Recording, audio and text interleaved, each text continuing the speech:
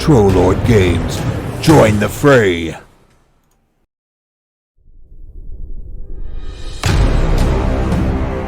Trollord Games. Join the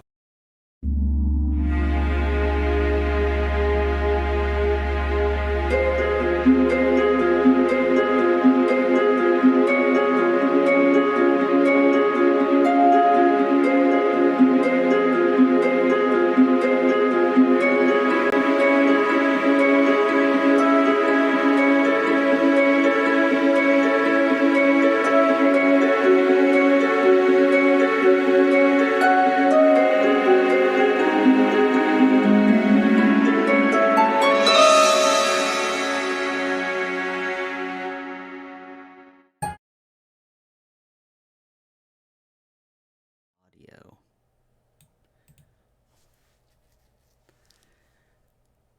All right. So if I believe we're live, let me check real quick.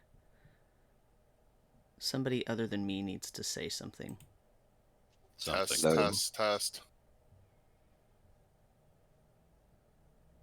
I heard my voice come through. Awesome. Sounds good. Okay, so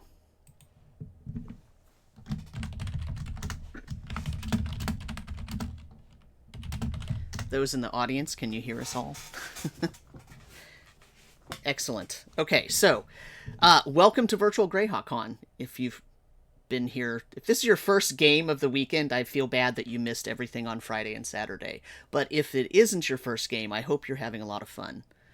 I am Sam, and I am running this game. It is named In Defense of Almor. It's a game that is of my own creation, and it takes place in 400 CY, so it takes place a long time before most people's current campaigns. And this is a time in the world in which Almor is still technically part of the Great Kingdom, but Nyrond is not part of the Great Kingdom. They left already, and so there's some trouble at the border, and that's kind of the only background you need right now. We'll get into some more details about that in a few minutes. But first, before we do anything, I have one announcement, and then I want to talk a little bit about the interface that we are using. The first announcement is that we have been given 2 $10 digital credits for Trollord Games. So I'm going to run a giveaway, so anybody who is in the audience who wants to start, who wants to win $10 worth of material for Trollord Games, you can enter by writing the word or writing exclamation point and then the word enter and then a space and 1, and it will give you 1 entry into that. And at the end of the stream, I will draw it, and then I will give you a coupon so you can go buy something from Trollord Games for $10 or less. Okay, so that's the first thing. I'll talk about that again in the middle when we do a break. But the second thing is that we are playing with Owlbear Rodeo. And so we're not really doing Theater of the Mind, but we're also not using a high-tech virtual table that has all kinds of bells and whistles. We're using basically a map and whiteboard. And so when we do this map and whiteboard, I'm going to walk the players through real quick just exactly how to use this, and this way the audience can see this as well. And so if you wanted to check it out yourself, it is owlbear.rodeo on the internet, and it will open up and you can actually add maps of your own and all that stuff. And so for the players, here is your quick little primer. Okay. Right now you should see a map in front of you on the Owlbear Rodeo site. If you want to change your name, I think most of you figured this out because you changed your names, but you can click that little pencil icon down in the lower left-hand corner, and it will let you change your name to whatever you want. Otherwise, it assigns you a random animal or creature name like Minotaur or Otter or something like that.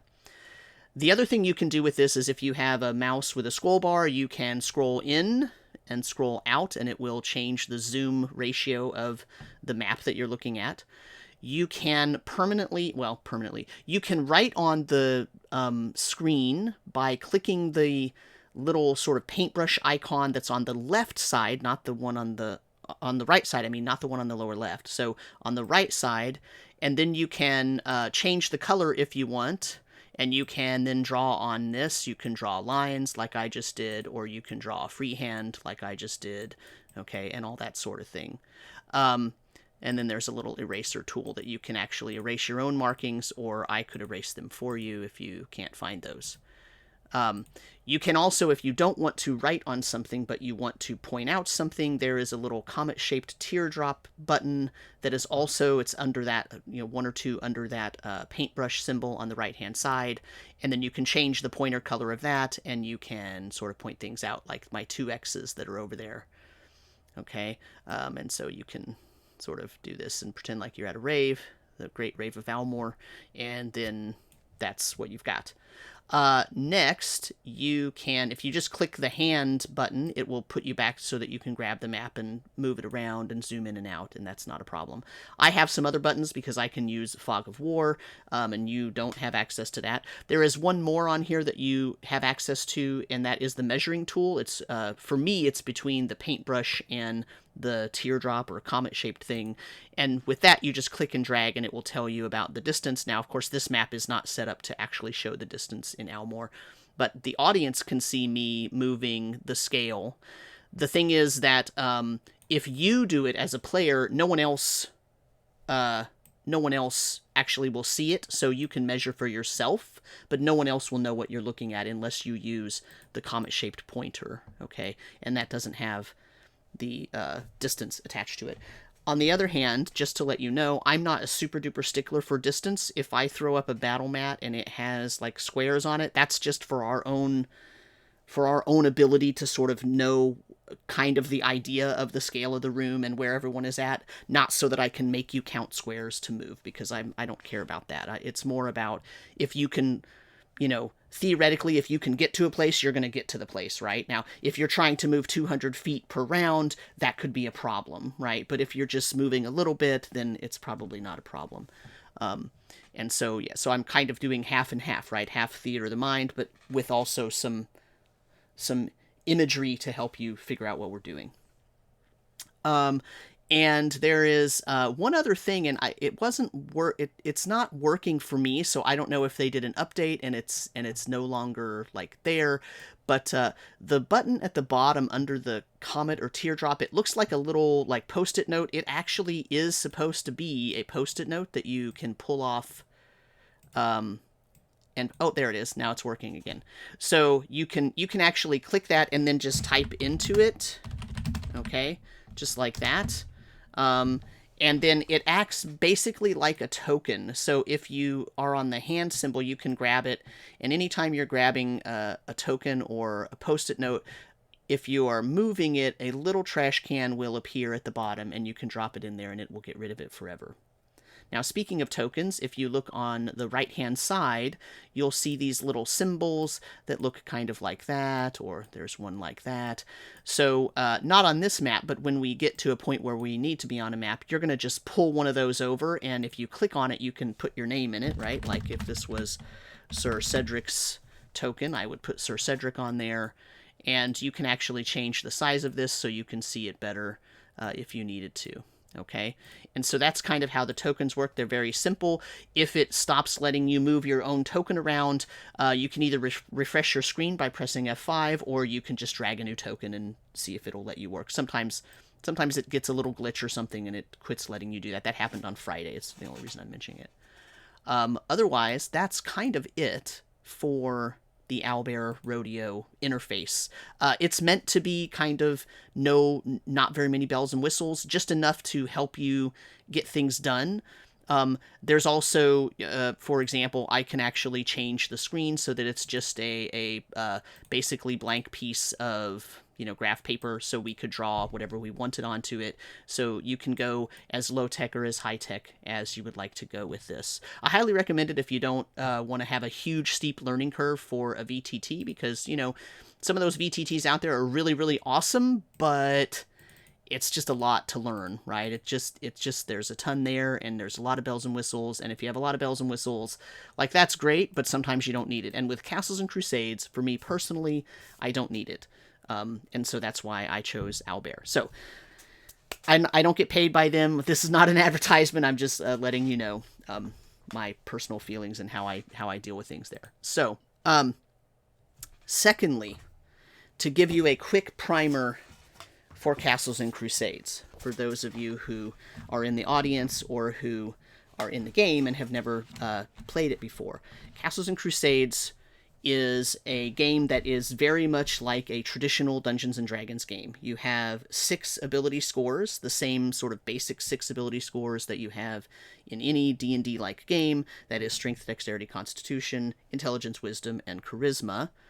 And the thing that Castles and Crusades does that's a little bit different is you have a score and you have a modifier, but you also have a designation on your sheet that tells you whether or not a particular attribute or ability score is a prime score or not.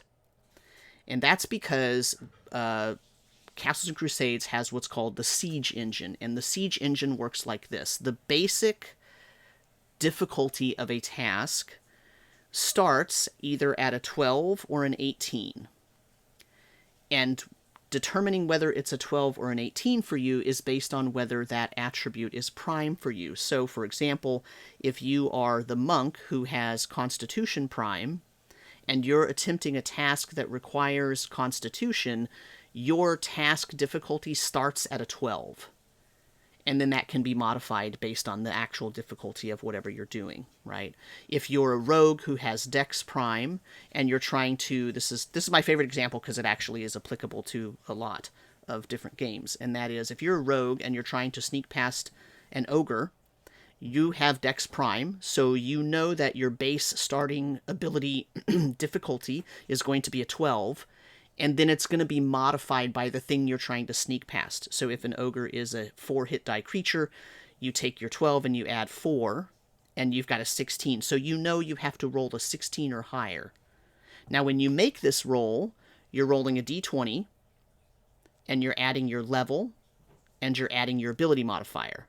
So if you have a +2 to your dexterity, you're going to roll a d20 and add 2 and add your level. So if you're level 8, you're adding 8. And so you would be rolling a d20 and adding 10 to that total, because 2 for your modifier and 8 for your level. Okay? And so on all of the pre-gen packets that I provided, I gave a little, right at the end in the back, I gave a little 2-page basic overview of ability checks and scores, and how, what types of tasks are going to be used for each type of score. It's very similar to any other D&D game. If you want to hide or, pick pockets, of course it's going to be dexterity. If you want to, listen or, find secret doors, it's going to be wisdom. If you want to, find traps, that's an intelligence check, things like that. And I gave that to you all in a table. Now, you don't have to memorize that table. I will help you and tell you whatever you need to roll throughout the game. But just for your edification, it's there in case you wanted it. A couple other notes about this. In CNC, combat initiative is rolled every round, and it's a naked d10 roll, so it's not adjusted by your dexterity, and it's just the highest roll will go first. The only time dexterity matters is if you are tied with someone else, but generally if it's PCs that are tied, I just let you decide who's going to go first. If you're tied with a creature, then I look at your dexterity versus sometimes their hit dice, or if they have Dex Prime, then we talk about that at the time. Usually I just let the players win a tie there. Okay. The other thing is, I wanted to let you know that how healing works. Every single pre-generated character, I gave you a potion of Cure Serious Wounds. Because characters are pretty squishy in CNC. It's a pretty deadly game just in general if you are meeting some tough challenges. And so there's a couple of different ways you can heal in this system. You can use magic, so you can have a spell cast on you. You can drink a potion, which also magic, okay? Cure Serious Wounds potions will heal you 3d8 hit points, okay? So everybody has access to one of those, all right? Also, you have bandages. Everybody has a set of bandages, and those bandages have healing salves on them. And healing salves basically make it so that as long as you apply a bandage within 4 rounds of when that injury occurred, which they call wounds when that wound occurred, then you can heal 1d2 hit points worth of damage. And if you have Wisdom Prime, you can actually roll a siege check, that is a d20 plus your Wisdom attribute plus your level, to try to add another point of healing on top of the 1d2. In terms of death and dying, if you are knocked down to 0 hit points, you are unconscious but not dying. If you go between -1 and -6 hit points, you are grievously wounded and unconscious, but you're not bleeding out, so they could leave you there, and as long as the fight gets finished and then they heal you later, you're fine. However, if you go to -7, when you go to -7, now you are bleeding out, and so you will lose 1 hit point per round automatically, whether you get hit or not. And it will take you to set -8, then -9. If you get to -10, you're dead. And then to bring you back, it would require a resurrection. And so that's that. Combat rounds are 10 seconds long. So there's, 6 rounds in 1 minute and whatnot. And I provided you with a little combat basics overview page there. And basically, combat's very simple. You get 1 action. And you can do anything you want, but you only get to do 1 thing. Now, the only exception to that is if you want to move and attack, you can move and attack, but you can only move half of your movement rate. Humans start with a baseline 30-foot movement rate. Monks are a little bit different. They get faster as they level up, so the monk is different. But everybody else is at 30, except the rogue, who's a halfling, who's at 20. Okay, so the baseline movement's 30, so if you want to move and attack, you can only move 15 feet. Again, I'm not a super huge stickler about how far you're moving. If it seems reasonable, I'm going to let you move. But the other thing about that is that's only if you're going to move and attack. Anything else that you want to do in combat, you can only do that thing. So if you're going to cast a spell, you can only cast a spell. If you want to use an ability, like a class ability, or interact with some kind of object, like try to, spring a trap or disable a trap or something, that's your action. That's all you can do. You can't move and you can't attack while you're also doing that. You want to find something in your bag, you can do that. That's 1 action. So you can use an action to find the healing potion in your bag, and then you got to wait till your next turn to drink it. Okay? And that's only an issue with resource management because we roll initiative every round. So you don't know when you're going to be, you don't know automatically when you're going to be going in each round until the beginning of that round. Now, having said that, in terms of combat, usually we just go in that order, and that's fine. But the thing is that combat is actually simultaneous in this system, so really we're only rolling initiative to see whose action we adjudicate first. Really, everything's happening at the same time. What that means is, and this came into play on Friday, is that if a character is knocked down and they're about to die, they don't die till the end of the round, even if their turn was first. Even if they rolled the highest initiative, they don't die till the end of the round because it's all actually simultaneous. So all this stuff is happening at the same time. So that would actually give you a turn to go help that PC if you think they're about to die. And the last thing about initiative is that there are some things that you can do in combat that actually change your armor class. For example, if you're charging, you're basically running at the thing that you're about to attack, so you get a plus to your bonus, you get a bonus to your bonus, right? A bonus to your 2 hit, but you also get a deficit applied to your AC. And since everything is simultaneous and we don't know who's going to be going when until we roll initiative each round, you have to declare that you're doing that thing before you roll initiative. And there are about 4 different actions that you can do where that's the case. So if you're going to do anything in combat that's going to change your AC, you have to declare it first. And those are underlined in the packet that I gave you. Other than that, it's, my only feeling about this packet, I feel really good about giving this packet, but my fear is that people will read this 2 pages and go, oh my god, there's all these combat actions. Oh, this is going to be so complicated. I don't know how I'm going to ever, figure out how to memorize this or whatever. It's really not. It's not complicated at all. It's super duper easy. It's really... It's really, really, really not difficult, and we don't even have to use special combat maneuvers. It's just there in case some players want to get really tactical. Otherwise, it's very, very basic. But if you have any questions about those during the game, or if something comes up, just ask me, and I will be happy to let you know how that would work in my game or in CNC. And and all that.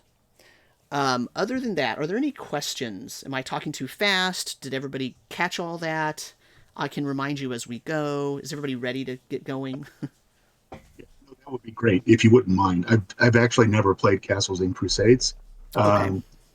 Quick question: the birthright mount, is that even applicable for this scenario or this game? So you have your horse, okay? Yep.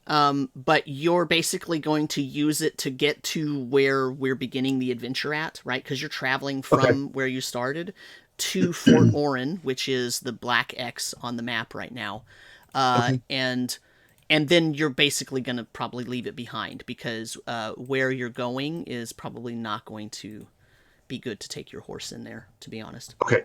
That's what I figured. So I don't need to worry about rolling hit points for the war Right. horse. You don't need to Okay. worry about that. Correct. Okay. Beautiful. Yeah. Thank you. Okay. Anybody else? All right. So let's get started then.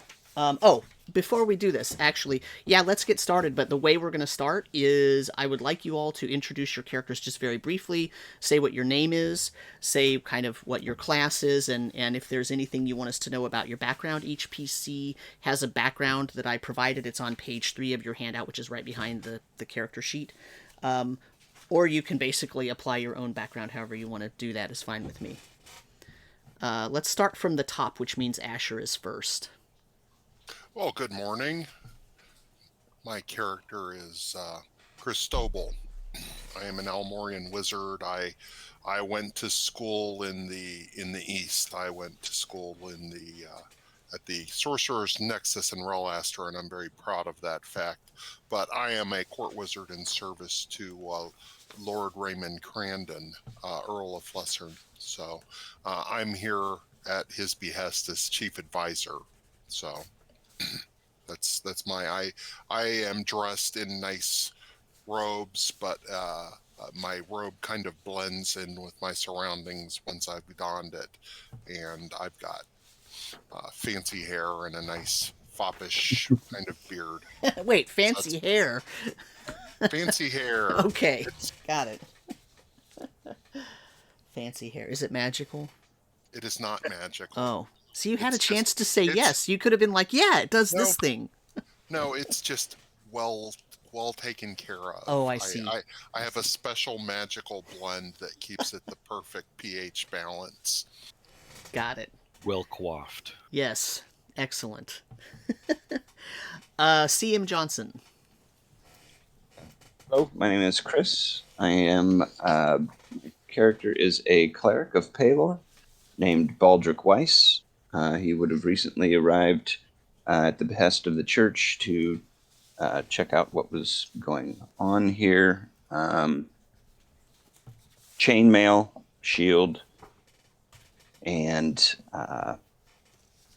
blonde hair, beard. He looks a little bit older. He's got gray in his at the chin and mustache of his beard. And other than that, I don't really have much. You're not as nicely coiffed as the wizard. No. Okay. No. Not quite so fancy. Shane. Yes, I will be playing the role of Halford. He is a foot soldier of the Harp Regiment. He's got a million-mile stare and a lot of battle experience, and he's been tasked to accompany these adventurers to the Harp River on special request of his company commander. Excellent. No fancy coiffure or. No, he's a military man. He doesn't. He keeps his hair shortly cropped, and yeah, ready to go at any given time. Awesome. Johnny Nomad. What did I write down? Yeah, Felton Thelmas, monk, harp regiment, like our friend Shane there, and I've been tasked to investigate, I guess, this encampment being built across the border. And I, as well, am not properly coiffed as the wizard. I do not use my hair as a +1 helm, and I'm actually bald, no facial hair, Nothing up there. And as a monk, probably nothing inside either. Yep, looks like my stats are pretty low.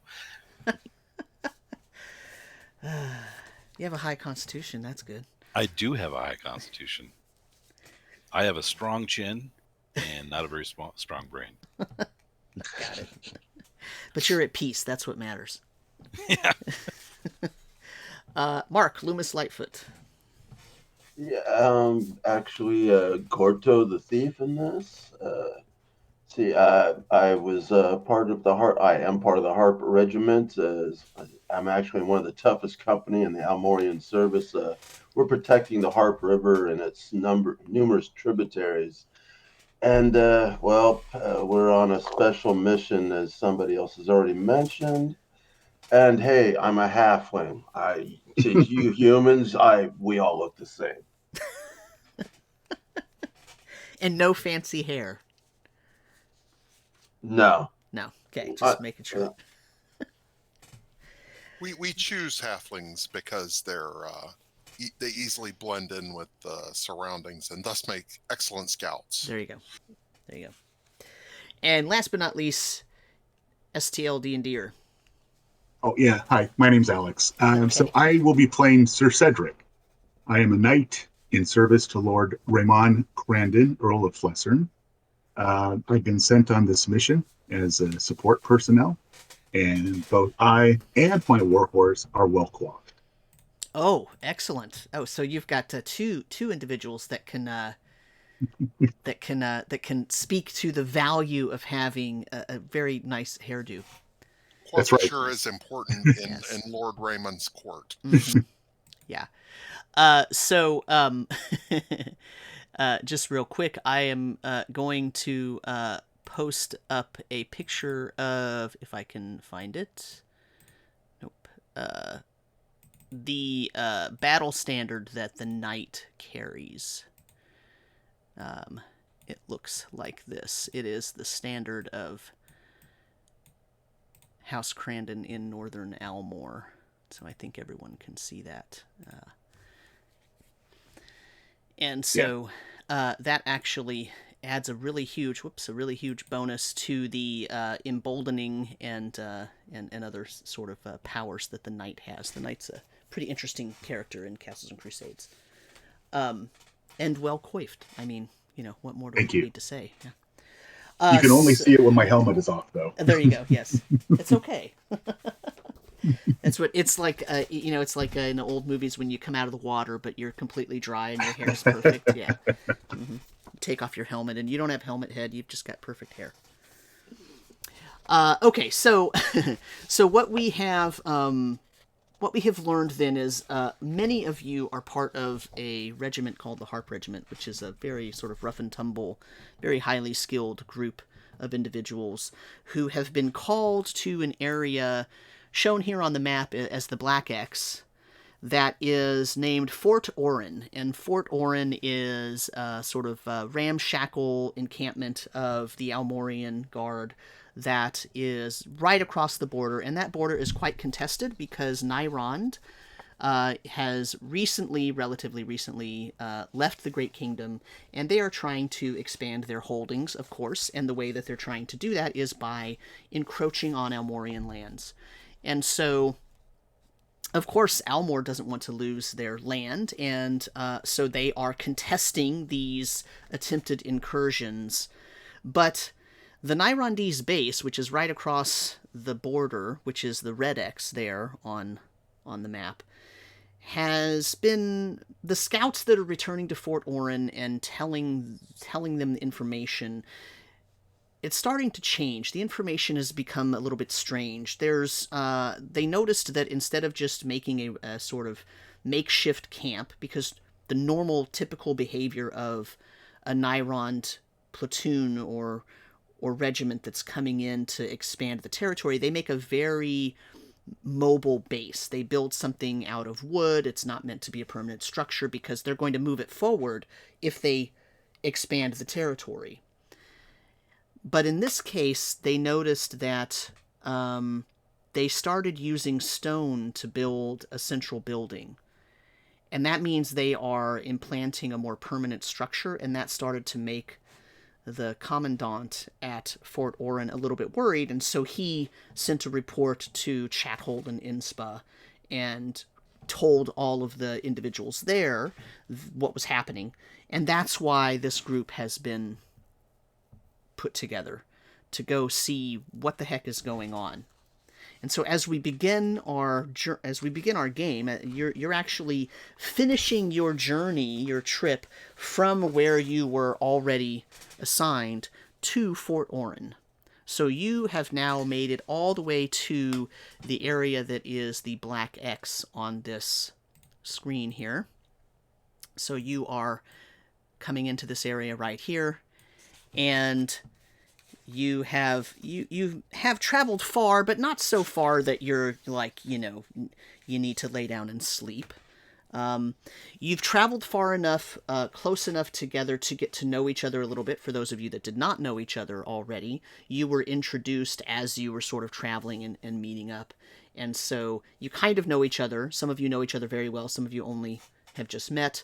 But you're coming into Fort Oren. So what would you like to do? You are greeted, by the way, by... If I could find my notes here.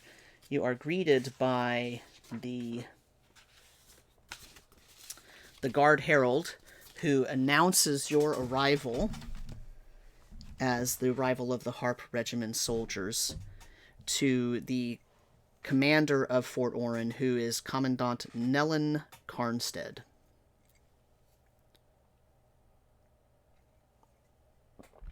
And he, the guard herald tells you that the commander's tent is over there, and he sort of points it out. And tells you that if you unhorse, your steeds will be taken care of with no issue. Very good, very good.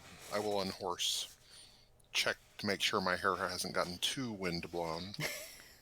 Just enough to look good, right? If you look into the camera and the hair's being blown back. Say. Yeah, there you go. Yeah. When you and the knight smile, there's probably the little, sparkle of glinting, light off the teeth. Yeah. It makes the noise too. You smile, Of and course. it actually makes that ting. Right. Exactly. That's exactly what happens. Let's present ourselves to the commandant. Find out the lay of the land from somebody who's in charge. All right. So, as you approach the tent, of course, because the guard herald announced you, they know who you are, so they sort of stand aside and hold open the tent flaps for you so you can all enter. It's a large, well-apportioned tent. Of course, it's probably the best one on the base because, he's the commander. And at the same time, it's sparse, very clean, and you can tell that it's a military type of installation. It's definitely not built for comfort. He does not appear to be a commander who has taken his tasks for granted and just used his position to gain wealth and different. Very good. Different. He's not debauched. Let's put it that way. The last local official I met with had fallen to pot. Yeah. This gentleman has a very upright stature. He is dressed down, but he does have an insignia of his rank on his shoulder. But otherwise, he's basically in workman's clothes, and he obviously he was out doing something. And when they spotted your approach, he came in, and as you come in, he greets you all. How was the ride? I hope well. Very pleasant, Commandant. We appreciate your being at our disposal here. What is the situation that we face? Well, we're not quite sure, actually. The information that the scouts are bringing back is a little bit scattered, and it has changed over the past 2 weeks. But basically, it looks like they are trying to build a more permanent installation across the border, which worries us because we thought the goal of their encampment was just an incursion into our lands and a changing of the border. But building a permanent encampment is signaling something else. We're not quite sure exactly what they're doing. But two things of import that you should probably know. The first thing is, the reports I got from the scouts just this morning indicate that the Nyrondese soldiers all went into the central building and have not exited yet. That might not sound like such a strange thing, but I want you to recognize that the central building is not that large. For 20 or 30 men to go into that building, we suspect they are performing a dig operation, that perhaps they're going to dig underground to surpass us all the way and try to burrow up somewhere several miles to the south and thereby claim that they have changed the border by that much. It is odd that they would send all their men to the central building, however. Normally when they've been doing such a thing for the past 2 weeks, they leave some guards out, they leave scouts out, they leave men on the watch posts. But the scouts report that none of that is happening. Not today. You mentioned two things. What is the second thing? Yes. Well, one day, one of the scouts, Sylvain, he went a little bit closer to the fort than he would normally because he noticed that several of the men were absent and that there were only 2 guards on watch, so he took it upon himself to move a little closer to the main building than he normally would have, and he found something. He found a rod-shaped piece of rock, 2 inches in length and about half an inch in diameter, almost as if it was being fashioned into a rod. But it had ragged edges and a crack in the center, and it's pitch black, but not charcoal. And when they brought it back, my advisor said that it was emanating evil, so we have locked it away in a thick metal box. If you would like to see it, I can show it to you, but I'm not sure that I want very many people around. I would like to see it. Can you tell me, were there flecks of purple in this rock? Yes, how did you know?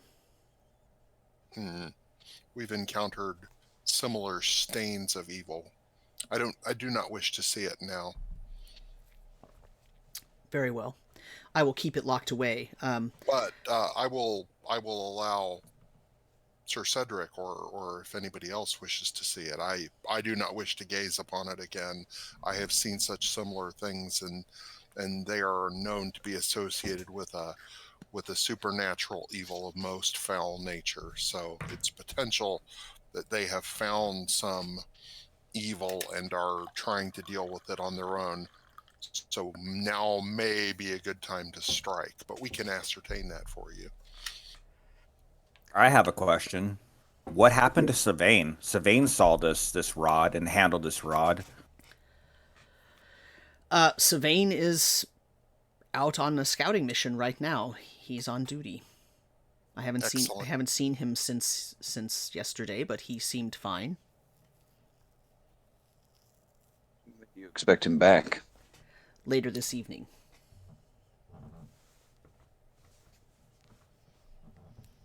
Excellent.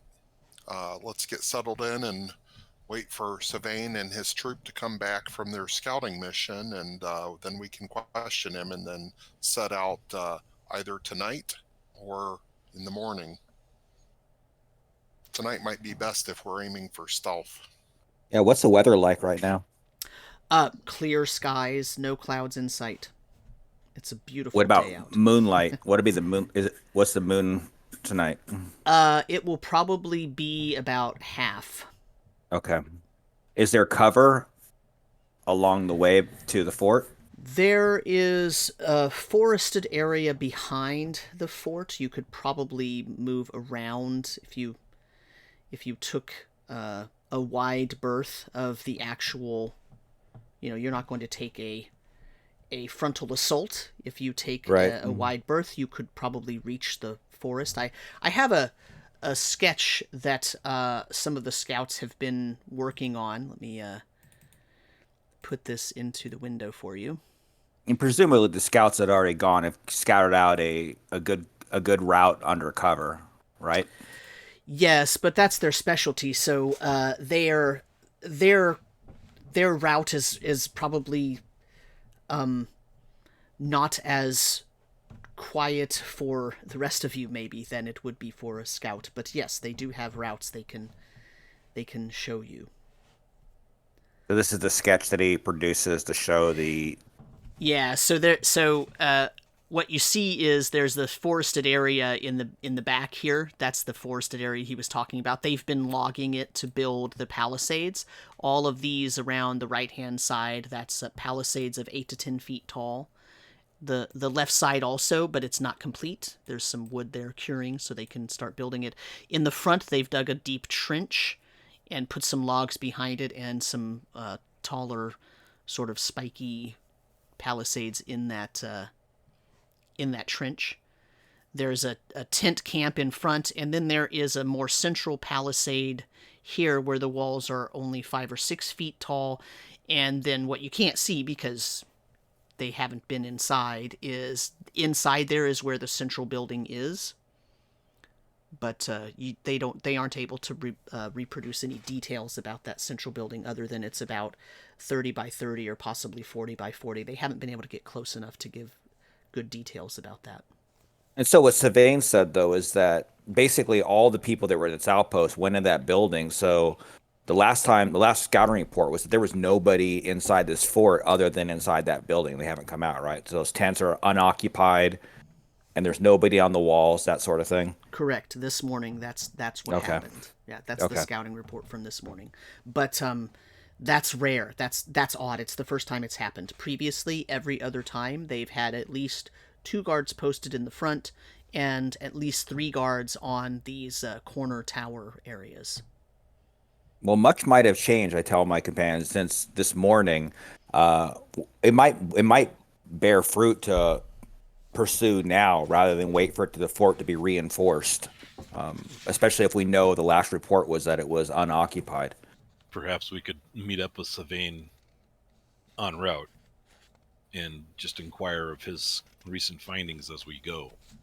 Yeah, I think that'd be wise. If we wait, Sylvain might not come back, and then we're not going to get any intelligence at all on it, especially if people entered that fort and didn't come back out. I'd be worried about Sylvain and the rest of his crew. Yeah, I agree. Time is of the essence here, I think. So Karnstead says, well, I do agree that making haste is probably an excellent idea. I think this is the time to catch them. Your timing was fortuitous that you rode in, only 30 or so minutes after I got such a report. But I do want to caution you, it may just be a trap as well. They possibly know that the scouts were watching and are setting an ambush. It's possible.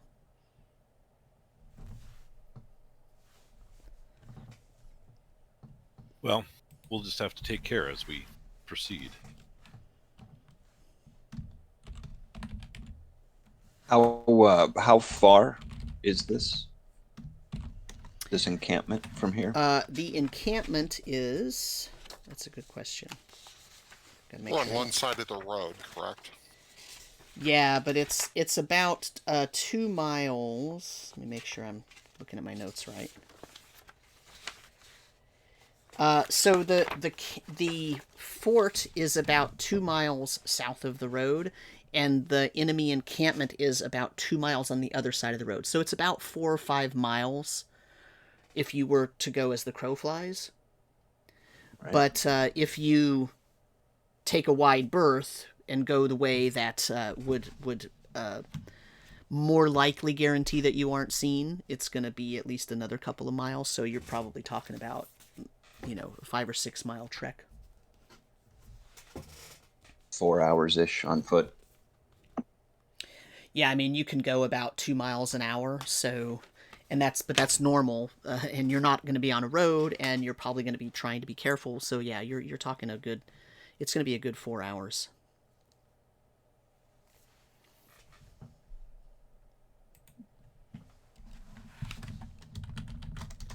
Very well. Oh, maybe we should head out then. What time of day is it? It is early afternoon, like noon, maybe 1 o'clock.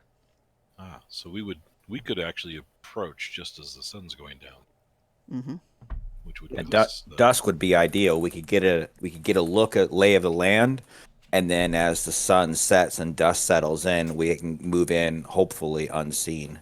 Yeah. Yep. Do the scouts typically, are they mounted or do they go afoot? They go by foot. Yeah. Then we shall as well.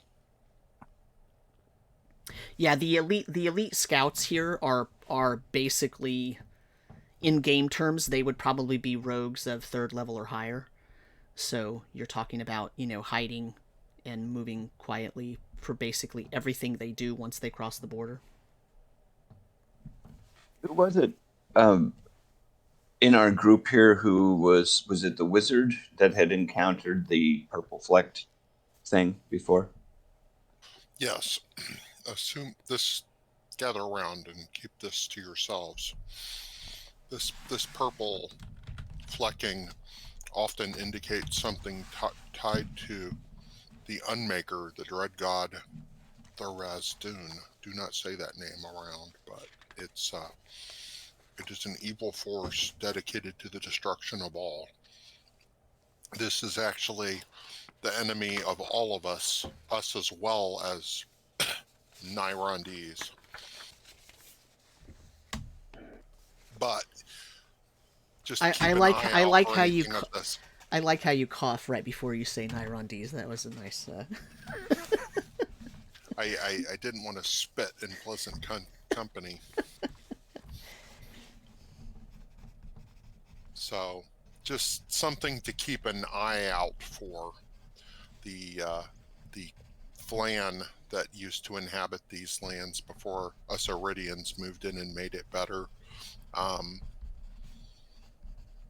Often, or at least at some faction of theirs, appeared to venerate this abominable being.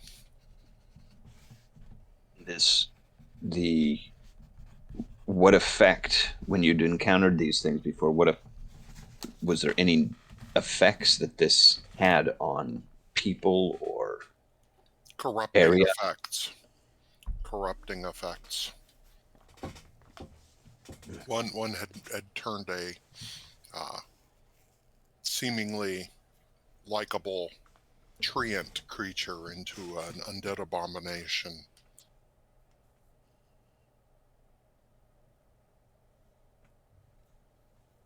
I do not know that there's any connection here.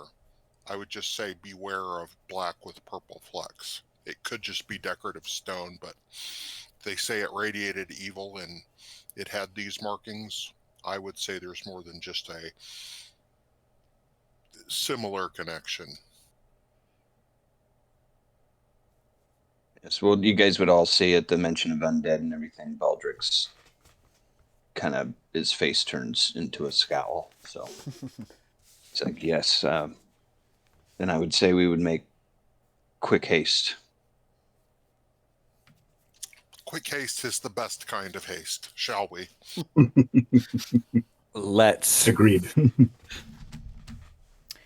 Okay, well, if you're all in agreement, the commander says, we also have some equipment if there's anything that you are in need of. It looks as though you have arrived carrying the things that you need, but if there's anything that you need provided, we can try to make that happen for you before you depart. Do you have any men skilled in rope use? Maybe some ex-Navy boys? Or is there anyone here skilled in rope use? I have some rope and I would like it tied in a very specific way. I would like knots every couple of feet and a loop at either end. If it turns out that there is some sort of underground area, we may need it. How much total length would you like? Tied together with knots at regular intervals and loops at each end. 50 foot for the completed piece of rope. So perhaps a little larger to begin with. Okay. Yeah, they can make that happen for sure. I thought you were going to ask for a lot and longer. Well, 250 feet, please. 50 feet is like nothing. I've actually encountered a much larger one, but it becomes quite onerous to carry such a heavy thing. True. And one additional thing, perhaps a hammer and some pythons. Of course. One for each or just one? A sack of pythons, maybe 10, and a hammer. Why don't we do 2 hammers? Very good. Probably 2 lengths of rope, too, if you would. Yeah, I agree. Very good. I will have that for you in roughly a half hour. If you would like to partake of some lunch or something while you wait, that would be fine with me. Very good. And I help myself to some of the potato cakes that the soldiers are frying up.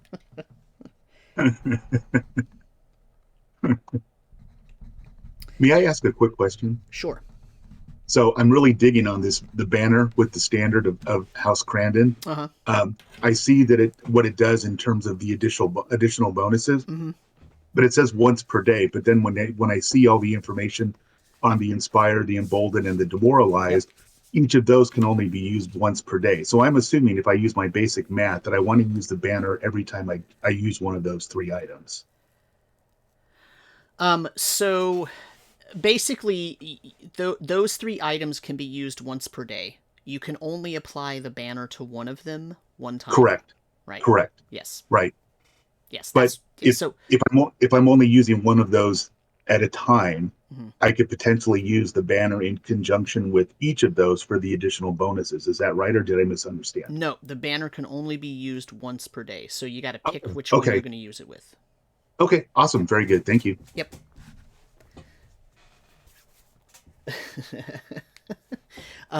Sorry, I'm looking at a picture that someone posted in chat of a person with an enormous backpack that's larger than they are. And they're saying, ready to go.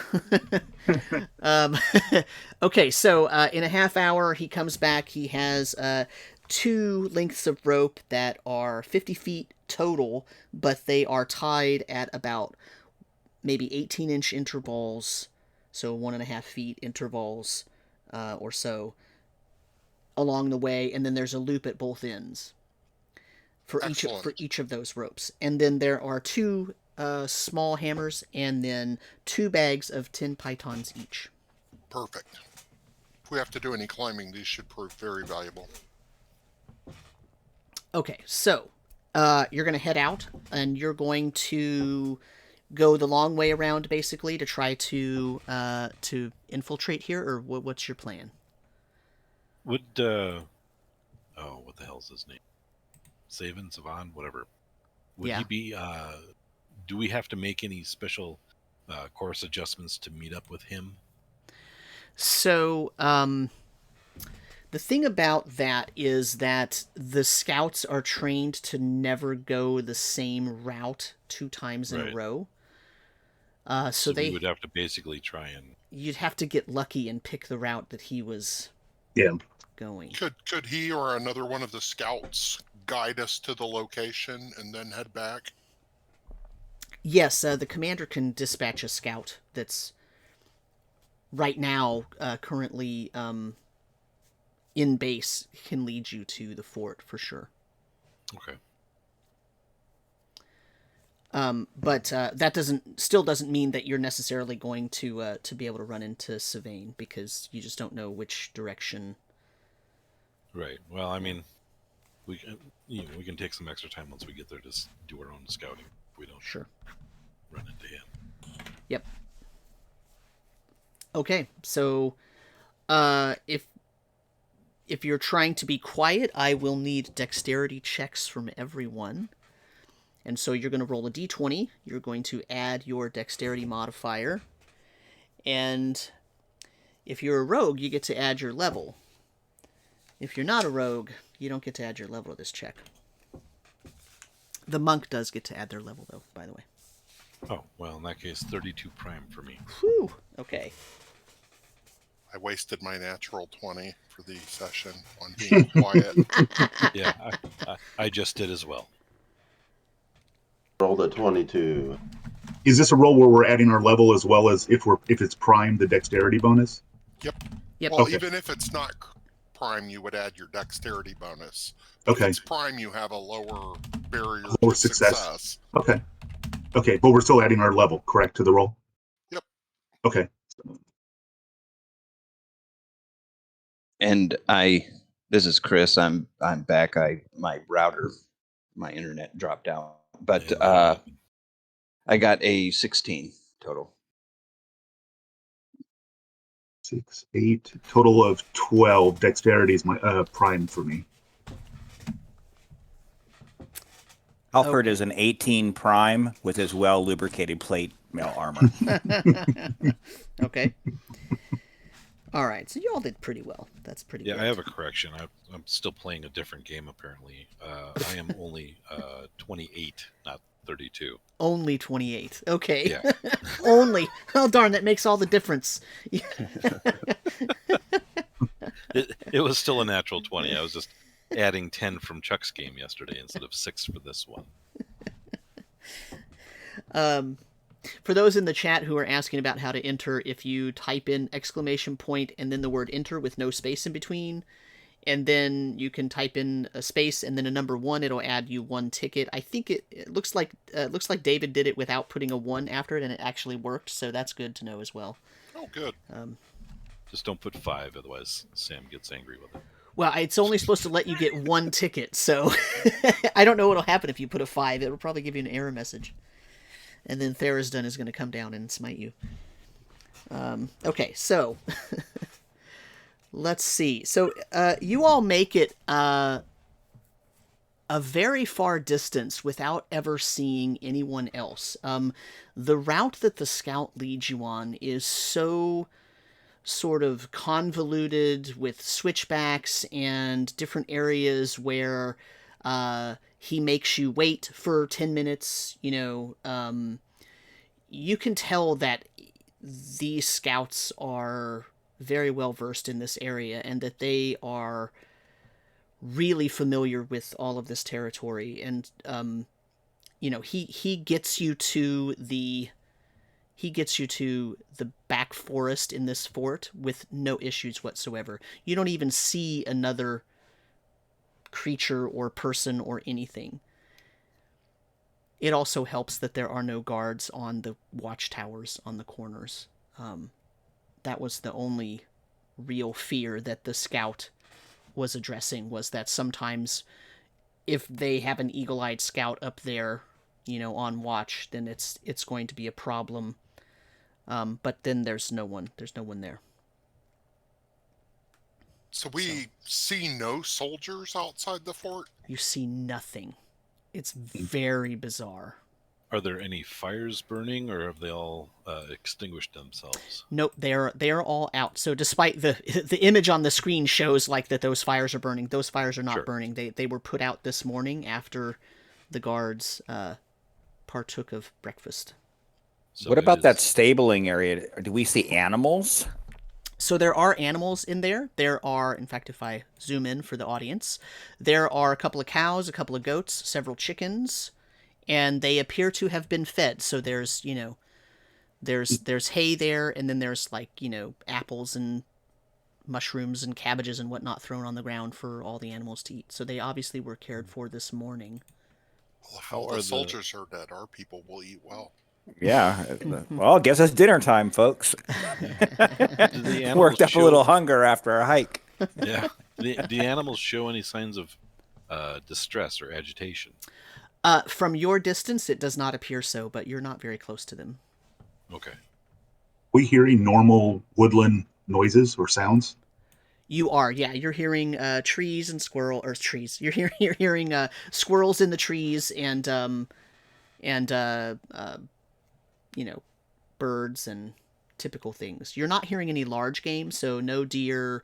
You're not hearing or seeing any foxes or anything like that, but you are witnessing squirrels and chipmunks and, birds.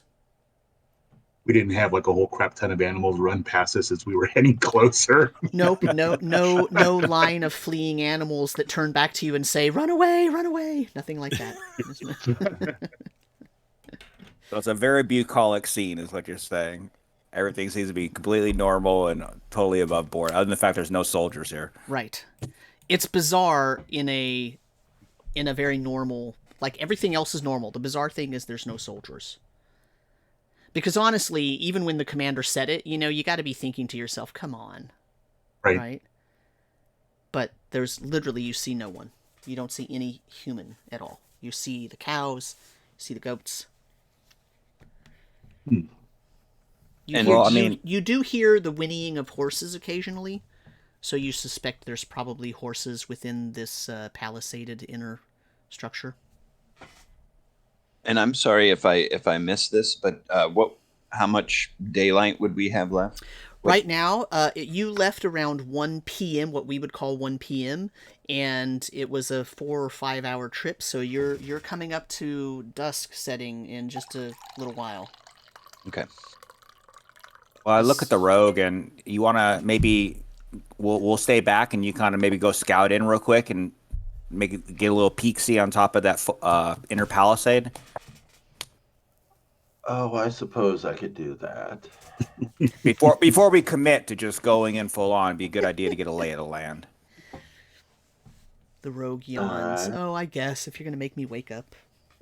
Yeah. All right. This is your moment. This is what you're good at, Lomas. Under the circumstances, with what was said before, I would like to, if you're willing, for me to cast invisibility to undead, just as a safety precaution for you, if you are going to get up close to the building. I suppose I was planning on trying to climb up on the fence and see if I could just peek over before I went in. Oh, okay. All right. Yeah, don't go in. Yeah, just get a look and then come back and report. So I'm going to try to scurry up the wall and take a peek over the top. Okay. What you see is... Let me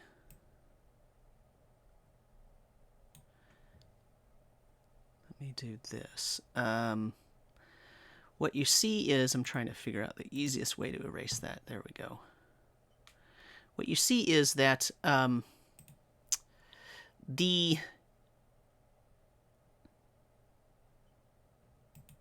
me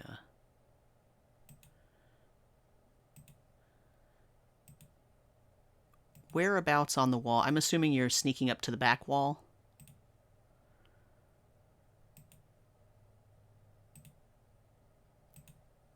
Or some such. Is that what you're... I'm going to climb up halfway. Yeah, sort of in between, right by where the animals are. Okay. Just outside their pen. That way I can fall in the water if I fall. Okay. So here's what you see. You see that there are some tents. I've just uncovered some of this for you. There are some tents that are... inside. You can tell it's probably the commander's tents. And there's some siege equipment in there. And this right here is a huge pile of dirt and rock. And it's almost, it's as tall as the palisade actually is, this right here. And then there is this central building here, right here, that has a roof on it. The roof is sort of makeshift and straw, but the rest of the structure is stone, and you can tell it's been pretty hastily constructed. But everything else in here looks just like what you might find of a typical, internal base structure. You do see some horses in the background moving around. All right, is the fire in the middle of that encampment out, or is it still lit? It's out, the same as the other ones were. All right. And as I look over toward the front doors, are those clear? So the front doors are right here. They are clear. And you also see that over here, next to the animal pen, there's actually a sort of concealed door here that wasn't obvious until you got close enough to see it. Okay, well, I guess we have a way in. All right, I'll scramble back down, give them an update on everything, and see if they want to go through the concealed door. All right. Hey, Sam, when he scrabbles back, Mhm. do we notice that the animals seem perturbed by his appearance, or just still continue doing what they're doing? The horses already seemed agitated, like you could hear them whinnying. But the cows and goats and whatnot, now they're fine. They're just munching on food and, being very docile. Okay. It's like they didn't even notice his presence. Okay. I think the halfling should roll that ballista in front of him so he can backstab things with it. That would make this a very different game. Right. Very well. Did you see any sign of the soldiers? No, just there's some horses. There's a big pile of dirt and rock, so they've been digging quite a bit. Hopefully their own graves. The confidence of the wizard is awesome. Yes, and that means they'd be walking dead. So That's why we brought the good Palorite with us. all right, I'm gonna open up the concealed door. Okay. Well, so we all scramble over the thing and avoid. I very, very carefully avoid stepping in cow dung. Ugh. I don't want my feet to smell like Nyrond cow poop, which is worse than regular cow poop. I'm going to need a dexterity saving throw from you then. Oh, you will have it, and dexterity is a prime. Watch him roll a 1. It would definitely make it more episodic. I rolled a 4, cinematic. but got a 12. Ooh. You barely avoid a large pile of cow stuff that was obviously that's where they've been putting the excess dung before they start using it as fertilizer. They knew I was coming and set a trap, They but I set a trap cleverly for you. avoided it. Hey, Rogue, you're supposed to point that stuff out. The wizard almost got wasted by cow dung. Mental note: rename it. Maybe he should close his spell book and watch where he's walking. Good point. He didn't realize that we were coming to Fort Cowdung. Well, it's Nyrond. The whole place is a crap hole. Very true. All right, so you can open this secret door with no problem, or the concealed door with no problem, and I mean, if you trust that the rogue didn't see anyone, and you don't think you're going to see anyone, you could walk right up to this central building. Has a door right here. I think we should. I should at least like to investigate the tents to see if there's. I mean, if this is the commander's area. We should be looking for notes, any kind of intelligence that may yield fruitful for our investigation. Mm-hmm. So who's going into the tent? I will go into the largest tent, because obviously that's going to be the commander's tent. Okay. And start searching, through papers and whatnot to see if there's a log or a diary or perhaps correspondence. So, go ahead. No, I was about to say an excessive log is how you know that you're in a Call of Cthulhu adventure instead. Right. So you actually find that the commander's tent, there are 2 cots in there, and there's some equipment, some very generic basic equipment. And there's no paperwork anywhere. Interesting. No, is there a writing desk or anything like that? Nope. It could be in the brick building for all we know. Right. All right, I'll just make note of that and continue through the other tents, probably the lieutenant tents and things like that. Just, again, searching for any kind of intelligence or information. So you don't find anything like that. You don't find any parchment. There are no writing desks anywhere in here. There's just sort of these cots, or in some cases little straw beds with blankets on them. But what you do notice is it looks like two of the lieutenant's tents looks like they sort of left hastily, right? Like the one of them and the captain's tent, those are all, the blankets are folded, things are clean, there's not like a half drank water skin or a half eaten, bowl of gruel. But in the other two there are, as if they were called away at the last second. But no paperwork. Interesting. Okay. So no one's writing to their sweethearts or anything like that. Right. That's cool. That's what you were waiting for, yeah. Yeah, I mean anything that may I mean the old adage, secrets are secrets until you share it with your lover. If they're building an underground barracks, the commander may have sought more suitable accommodations than right, curl up my nose, a tent. Yeah, especially next to the animal pen. Exactly. It smells Nyrondese in here. I love it. That's the subtitle of this adventure. Smells Nyrondese. Absolutely.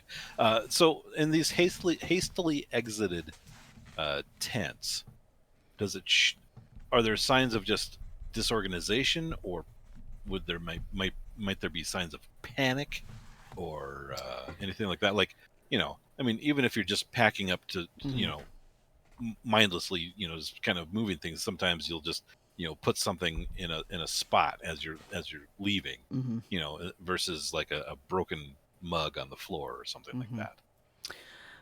It doesn't seem like it. It just seems like, at least one of them was in the middle of like having breakfast and then didn't get to finish it. Okay. But there's no blood, there's no like signs of a struggle of any kind. There's no real sign of panic. It's just they left hastily. They were called and they just got up and moved. Got it. Right. Okay. If no one else was with me with this, I will convey this back to the party. This information, and I guess it's time to go check out the brick building that everybody keeps disappearing into and never coming back. Yeah, I think so. Okay. I've got a question. Was there any indication that when this Severin or whatever, when he had seen the people go in, were they hastily going in, or were they just going in? There was not indication of that in the commander's report. Okay. He didn't actually say one way or the other, just that they all went in and the building's not big enough for all of them at one time. And we definitely know they've been digging tunnels, because there's that hill Right. of dirt. Well, it could be that they were, an alarm went off and they ran into the building. It could be, yes. That's what I figure. And they're probably now undead too.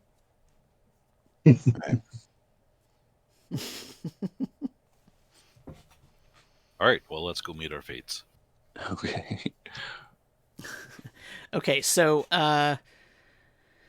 the building is stone, but the door is more of a makeshift, like three boards attached together to just stand in that spot where the door would be. Naturally, Nyrondese shoddy workmanship.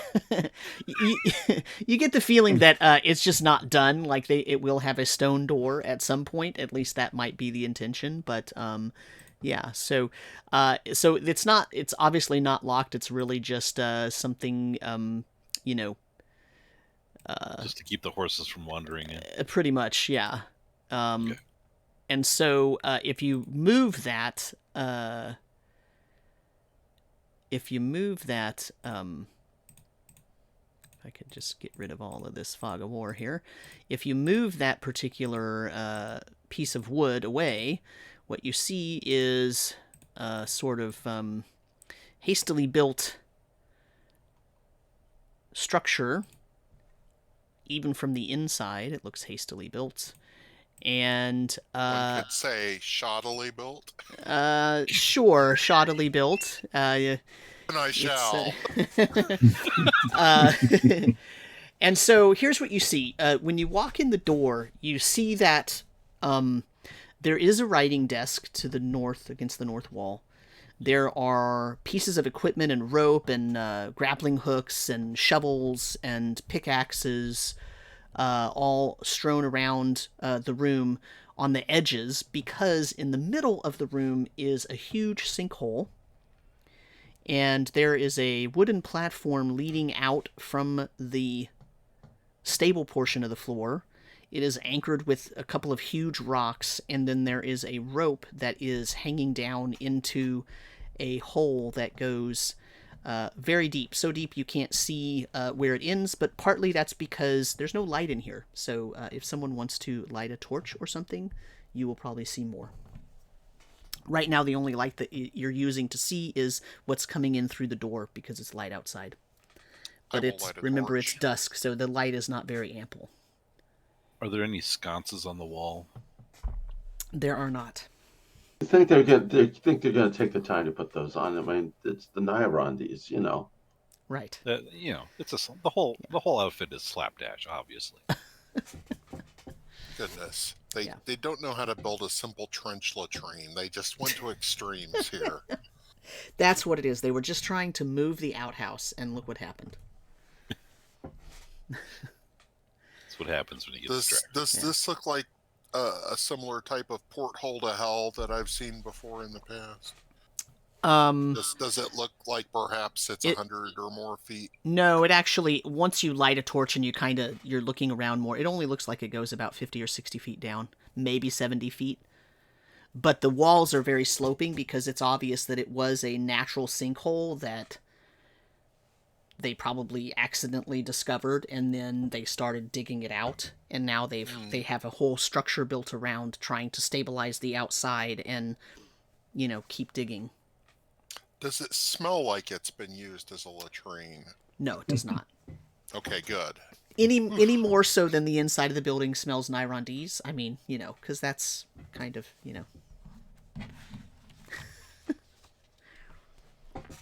Well, at least now we know where their soldiers have gone. Well, presumably. We haven't seen evidence that they are there. So is there any ropes or anything that go down? Yeah, there's actually a rope attached to the wooden platform. Okay. That looks well used, actually.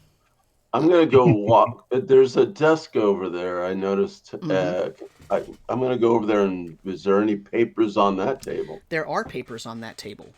There are several pages of parchment that are the invoices for receiving equipment and for different soldiers being, assigned, reassigned. It's basically typical sort of, But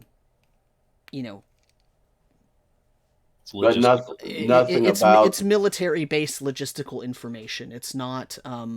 It's nothing about anything other than the thing that is on there that relates to this is there is a dig progress report. So it sort of, it talks about, okay, we've moved this much dirt, right? This much material has come out of the hole. Okay. And as far as you could tell, it's several hundred square feet of dirt and rocks and clay and Hey Sam, in the southeast corner of the map, it looks like there's like rocks and whatnot piled there. What is that? Yeah, it looks like they were going to try to build like a more solid structure, but then the sinkhole grew and sort of some of that structure fell down. Okay. Yeah, so it's kind of a slightly different kind of rock, almost like they were going to try to, make something of this building, but then the sinkhole keeps growing. Okay. Any Yeah. notes about the miners or the soldiers having dug too deep and coming across something terrible in the dark? No, the most you find about anything like that is they've actually lost 4 soldiers to, digging accidents. They've either fallen Okay. down the hole or they've been crushed by a landslide sort of a situation, or they, fell and hit their head and died. Several small, much less severe injuries, but nothing like finding, they didn't find anything that speaks of anything that you're mentioning. While they are looking at that, I'll ask them, when was the last entry date? About a week ago. Okay. And we know that the scout said there have been people coming and going more recently than a week, correct? Yeah. So at some point they stopped making notes on this log and something happened. Right. Yep. Okay. An Almorian engineer would have just marked this place as a hazard and built a better place, but Right. Just put some All cones out and moved on. I think it's important we find out if they're perhaps garrisoning below, and Right. So hopefully one of us will get away to spread the news. Rogue, would you like to accompany me down into the hole? Sure, why not? You're stealthy and I don't wear armor, so I won't be making a ruckus as I look at the night. If something were to happen to us, Tell my family. if there is a sole survivor, your duty is to get back to the commandant of the camp and explain what happened. Don't try to be a hero. I know you're Almorian and it's in your blood, but the last one of us should get news to our camp. That old adage of the old adage of be a zero, not a hero. All right. Do we want to trust this Nyrondese rope, or would we care to fashion our own ingress into this hole? Let's let's bring our rope with us. Yeah, I started going down the rope. Very good. Let the half man go first. If it breaks with his weight, it couldn't handle the weight of a full person. All right, so I'm gonna switch the map on you here. Okay. And so I will need you to throw a token on this map.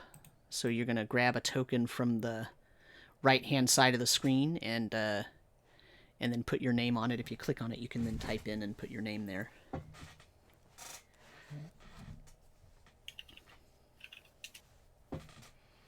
All right. It'll bode ill if your token looks like a little fish attached to a hook or something. Right. I don't see a red shirt on my token, so I feel pretty confident that I'm going to come out of this adventure alive. Christabel, it surprises me that you've decided to join us down here. Figured you'd wait for at least someone to drop an air freshener. I will not have my bravery as an Almorian questioned. Fair enough. Okay. Belton will produce a small bag of potpourri and hand it to Christabel. Okay. So he has a sachet of smelling pleasant that he can, ease his nose with. Okay. Very pleasant. From one of your women, I assume? Yes. So, here's the situation. The floor of this pit that you have come down is about 60, maybe 65 feet below the surface of that stone building. The walls here are made of a kind of crumbly rock. It seems very unstable, this area here. But when you look just to the north, you see that there is a different kind of material. It seems like a sandstone almost, but It is much denser and hardier than what you would typically think of as sandstone. And it looks like it is forming, basically 10-foot wide passageways. The floor where you're at right now is rocky ground. It's smoothed, but not completely, even. And it does look like probably a man-made type of thing, right? Or a civilization-built type of thing. It's not, in other words, it's not a natural cavern. The hole that you're in feels like a more natural sinkhole type thing, but as soon as you go just a few feet to the north, it feels like a very built structure. Does it feel like it's old, or does it feel like it was recently crafted? Make me a wisdom siege check, please. So, Oh boy. D20 plus your level plus your wisdom modifier. 18 non-prime. It seems very old. It does not seem recent at all. Okay. So obviously, our Nyrondese counterparts were not intelligent enough to make this. Is that what we're assuming? Probably that's what Cristobal would say. Yeah. You're not wrong, sir. So the ceiling height in the passageway is about 15-16 feet. The temperature is very cold. It feels about maybe 50 degrees Fahrenheit. It's relatively cold. It's much colder than it was up top, in other words. Sure. But at least the ceiling is large enough to fit Christabel's ego. Correct, yes. And his nicely... And his hairdo. Yes, that's right. And his hairdo. You do hear some sort of weird creaking and cracking noises just from, seems like maybe it's normal underground noises, but maybe not. Okay. Well, I guess I'll venture forward a little bit, if I may. One would expect. Yes. So the passageway goes on for For a ways. for quite a bit more. All right. There is an intersection ahead. Unless you wish me to stop and make a check or something, I will just continue proceeding forward. It does smell quite sort of, as you get closer up here, it smells a little more kind of pungent and perhaps what you might consider moldy or old. Okay. There's the Nyrondal smell. And I will. I'm gonna have Felton. Who's at head? Is that Felton? Yeah. Yeah. This might be a good moment to talk real just like tactics here. Like the military soldier in me and my character is like, yeah, it's good for the road to go ahead, but we might want to establish like some general like discipline here or something. Yeah. Mm-hmm. Instead of just going around like we're turned loose in the mall or something. Well, and My considering ears perked up. Felton's the Talking monk, about a not the marching rogue. order? Yes, exactly. Yeah. I feel a lot better about things. Okay, so I can certainly. what would you like to do as your marching order then? Well, I think the rogue probably. I think the scouting is a good call. So unless you're not amenable to that, and rogue, are you good with scouting ahead for us? That's what I was sort of planning, but felt. Yeah. Sorry, I don't care. I'll let you. I am gung ho. Yeah. Let's Let's have get in and get some fighting going. But. Yeah. Let's see some discipline here because we already know that there's been people have come in. It's like the Roach Motel. People have come in and not gone out. So, I would suggest the rogue go forward, and then I know that monk wants to be up near the front. So I'll be near the monk. Maybe I'm a fighter, and then what do we got? We have a knight as well. Yep. Knight, would you be amenable to taking a rear guard? That's fine. Okay, and then what else? We have the wizard, obviously the wizard in between somewhere. I like that plan. Very, very solid tactics. Who am I missing? I'm missing a cleric, right? Yeah, Yeah. How about Cleric cleric and next to probably the wizard wizard? will- Yeah. yeah. up The and- cleric and the squishy should be in the middle. Yep. Yeah. Okay. I So feel I'll pair better up with about a things. fighter. And I got the monk. There we go. There you go. Look Does at that that. work? Yeah, that worked. Yeah, I think I'm that's feeling good. better. I'm feeling better about things. We're disciplined again. we're like a well-oiled machine right now. That's right. Felton's If you're sitting going to there die, cracking die his with knuckles, waiting discipline. for some action. That's right. All right. So, what would you like me to scout? Straight ahead or to the left? Well, follow your nose. Go to where it smells. I guess maybe more crappy. I should think we should check to the left, personally. Yeah. Sounds wise. All right. I'm gonna try to move quietly and just go and peek ahead a bit. So Gordo, as you get to that intersection, you notice that there is, I made a secret roll just for the audience. You notice that there is actually, it looks like there's something here about this wall that looks odd.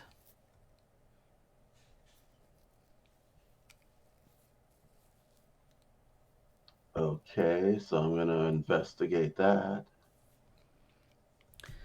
So I will need a... Where did my page go? I will need to get my page. I will need a wisdom check from you.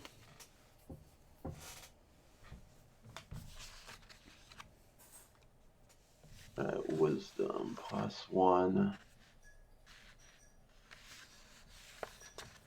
And then plus your level.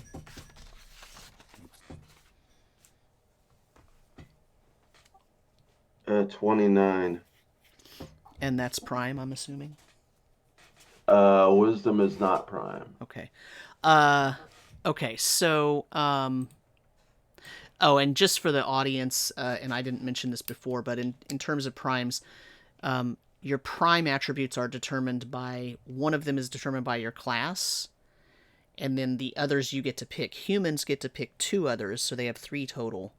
And then demi-humans, which is what Gordo is, he's a halfling, only gets to pick 1 other, so he gets 2 total, which is why wisdom isn't prime for him.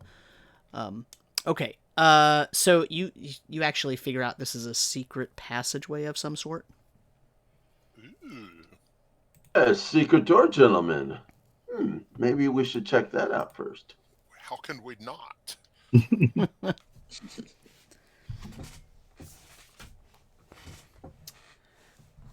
So how would you like to check it out?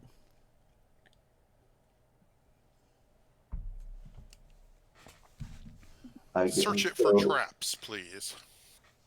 Okay, I guess I can do that. So that is an intelligence check. Yeah, and that is my prime, one of my primes, so. So basically don't roll a 1. So while he's doing that, just visually looking at the floor underneath it, does it look like there's, can I see that there's foot traffic? Like, what does the floor look like here? Does it look like there have been people going in and out of there? There is a lot of foot traffic, not in and out of that particular spot, though. The foot traffic goes to the north and to the west.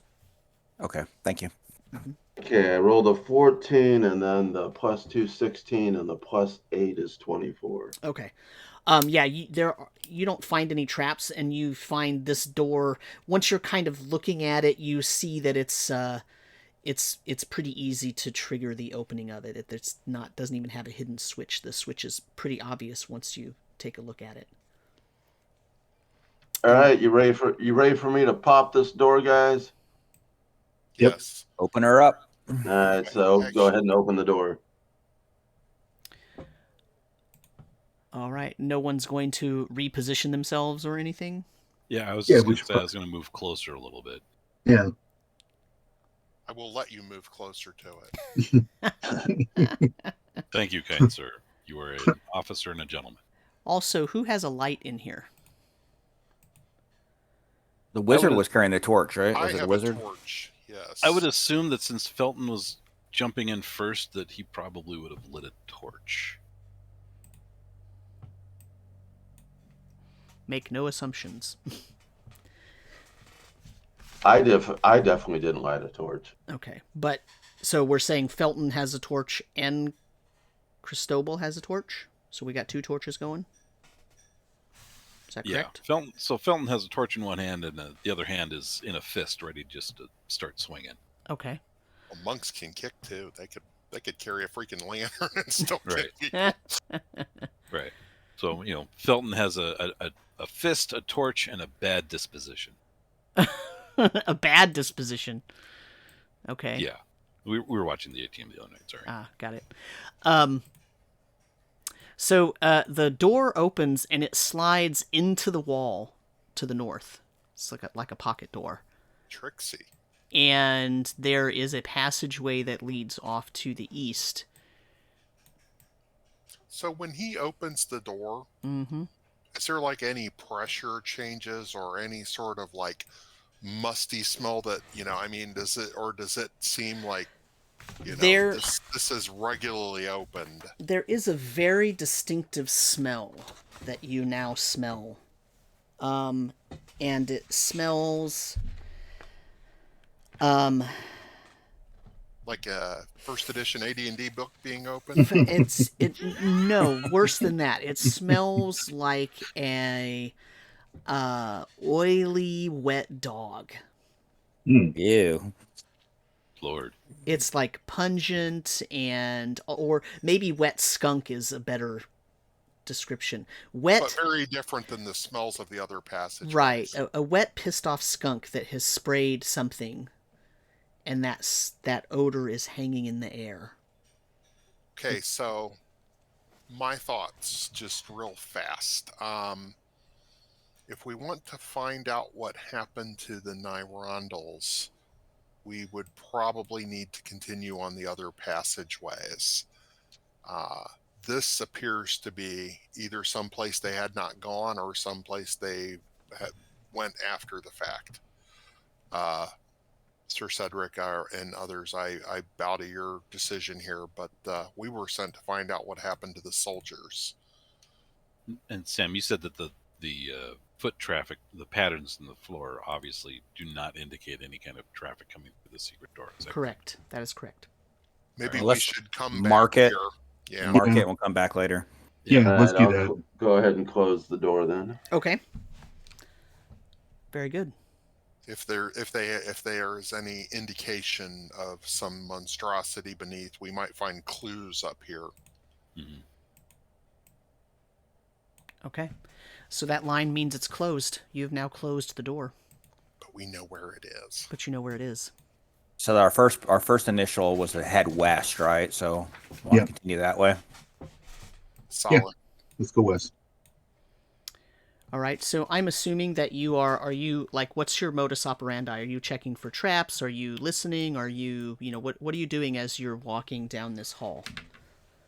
I'm trying to be quiet, and yes, I'm looking for traps and whatever else looks interesting besides just the wall. And Halfling, you have like dark vision, right? Yes, it's dusk vision, I think, in this game. Yeah, dusk vision's like low light vision. They can't see underground. They can see well in twilight. Right. Up That's in the wild. right. So that's what I'm trying to clarify is how They'll still far need the back I light. should. Yeah. So I will stay close. Yeah. So torchlight behind. has a range of 40 feet. Hmm. Okay. So. But I didn't want to interfere with any kind of enhanced vision that the halfling may So have with had. that in mind, it might be that Gordo basically is going to scout out about the edge of our torchlight, and then just kind of we'll move up slowly like that way. That makes sense. Yep, that sounds about right. All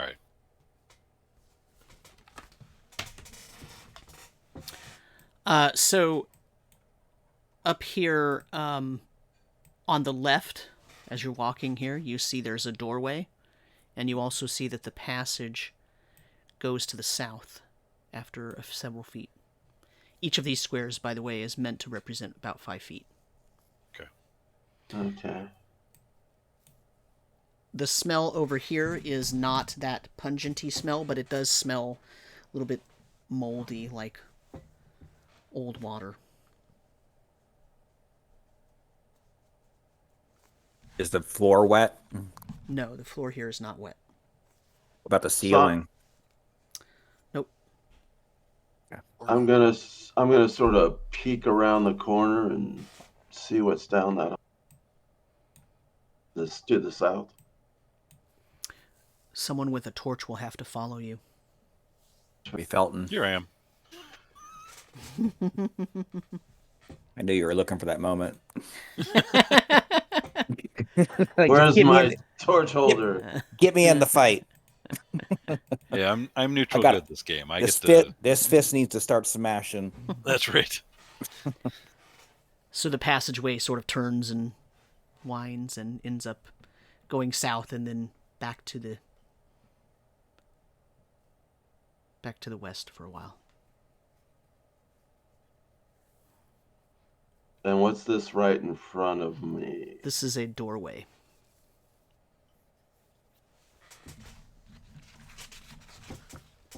And I take it there's a door. There is a door. All right. I look to see if there's a way to open it. Are you touching the door? How are you? Are you just looking? What's your... Is there a knob? I'm just looking is there a knob? I'm just glancing at the door at the moment, looking to see how it opens. So, looking at it, you can't really tell. It's kind of rough. It's made of the same sandstone stuff that the walls seem to be made of, but it's kind of rough. If you start touching it, you'll notice that there is actually one spot where it's almost like a hidden button that will then allow you to slide the door into the wall and open it up. This is surprisingly advanced engineering for these Nyrondese. They must have had some inside help. They didn't build this. Yeah, They they must have contracted this out. this is an ancient civilization that is. We need to find the Almorian turncoats that been helping them build this. Absolutely, yeah. All right. Well, I'll go ahead and slide the door up. Let's move up here and get ready for you to open that up first.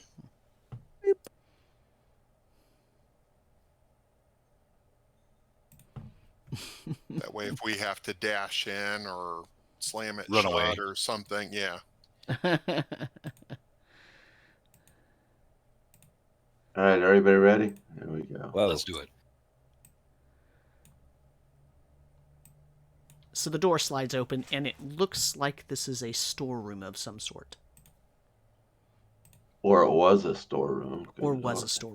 So, just looking around, here's what you see immediately, just peeking your head in with a little bit of light. What you see are some wine barrels, obviously broken and empty, some large other kegs, obviously broken and empty, some cabinets that were previously on the walls that are now down on the ground. You cannot see what's in them. A bunch of what looks like urns near the fireplace area over here. It basically looks like this might have been a kitchen area. There are several crates here stacked up, okay? And several of them look like they've been busted open and whatnot. There's also a stack of wood here and stacks of wood here and broken tables. And there are a couple of skeletons, actually, on the ground. I was wondering when you're going to get to those. and yeah, so that's kind of what you see just from peeking in. You'll have to investigate further if you want more details than that. Check out the skeletons. Any clue how long they've been dead and what killed them? You can walk in and get closer and roll me a wisdom check if you'd like to know the answer to those questions. Whoa. Let's not be hasty. I was asking other people to do that. Well, number one, we're looking at this. This is all ancient. It's all it's old. It's nothing that we close the door and we move on. Perhaps our Paylorian might give us a clue. Being learned in the death and undeath of creatures. Yeah, I'll move up and what I will do is I will cast Detect Undead just to make sure that this is not that they're not undead, that they're actually dead. Okay. What's the range on that? 50 feet. Okay. You do not detect any undead presence in this room. Okay. And this lasts for what, 7 minutes? 7 minutes. This Yeah, will 1 be on. minute per round. Yeah. Yeah. Oh, they're actually just dead. In that case, the- I will go and Yeah. check them out. Ever the brave Sir Cristobal. Yes. If you're going to look at these skeletons and try to determine how long they've been there or something like that, I will need a wisdom check. I wish it were intelligence, but I have wisdom too, just not a lot of it. I will just browse around these broken storage containers and see if there's anything left behind. Okay, so I got a natural 12 on my roll, but with my level and 1 wisdom bonus, that's 19. So if it's not a difficult thing, I might know it. Okay, so while Cristobal is doing that, what's everyone else doing? Who's checking out the boxes? I am. Felton is checking out the debris to see if there's anything that was left behind, or perhaps there's a clue of what was, may have been occupying this space. Okay, what's everyone else doing while those two are doing that? I'm sitting out in the hallway just packing my pipe and gonna sit there while they rub. It's all rubbish. I'm just gonna watch them. I'll guard the passageway unless you want me to do something else. Halper's going to be... Go ahead, Baldric. Baldric was going to step into the room, and as he looks around, seeing some of the... I've never played Castles and Crusades before, but there's something called Legend Lore check. I'm trying to get a sense of if there's anything that I would know, a history or anything of what civilization may have dug this, looking at some of the equipment and stuff like that in this room. I don't know if that's possible or... Yeah, so as a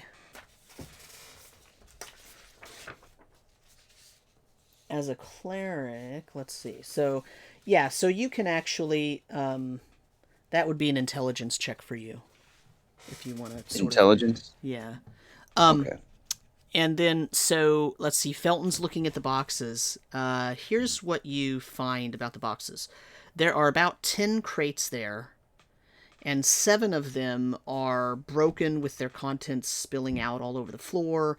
It's kind of a mixture of what looked like maybe some milled grains, some dried berries, maybe some spices, dried apples, stuff like that.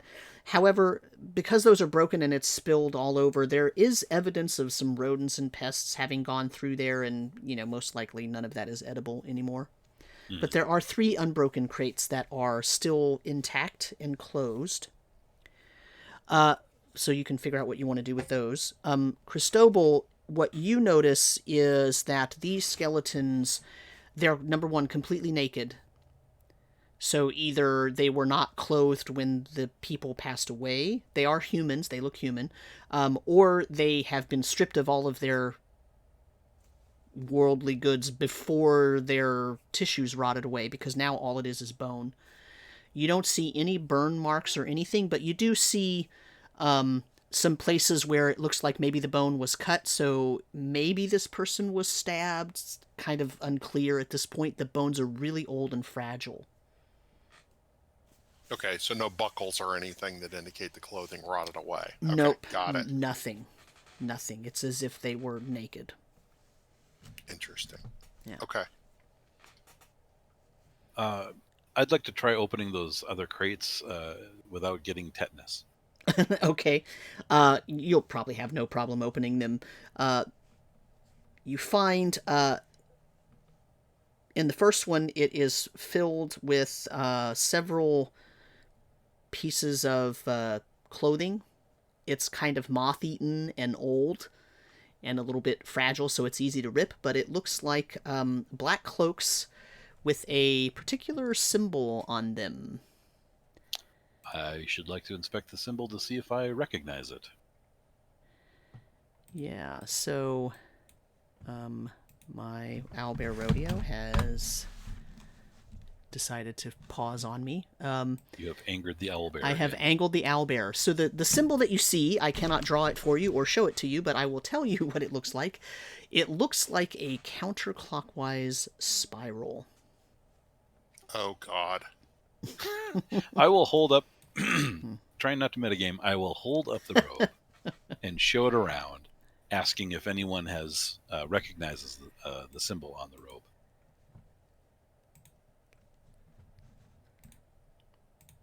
Do I recognize it? You can roll a wisdom check or an intelligence check. I'll let you choose which one. I will do. No, I guess it doesn't matter. Is it okay? It does not matter. +6.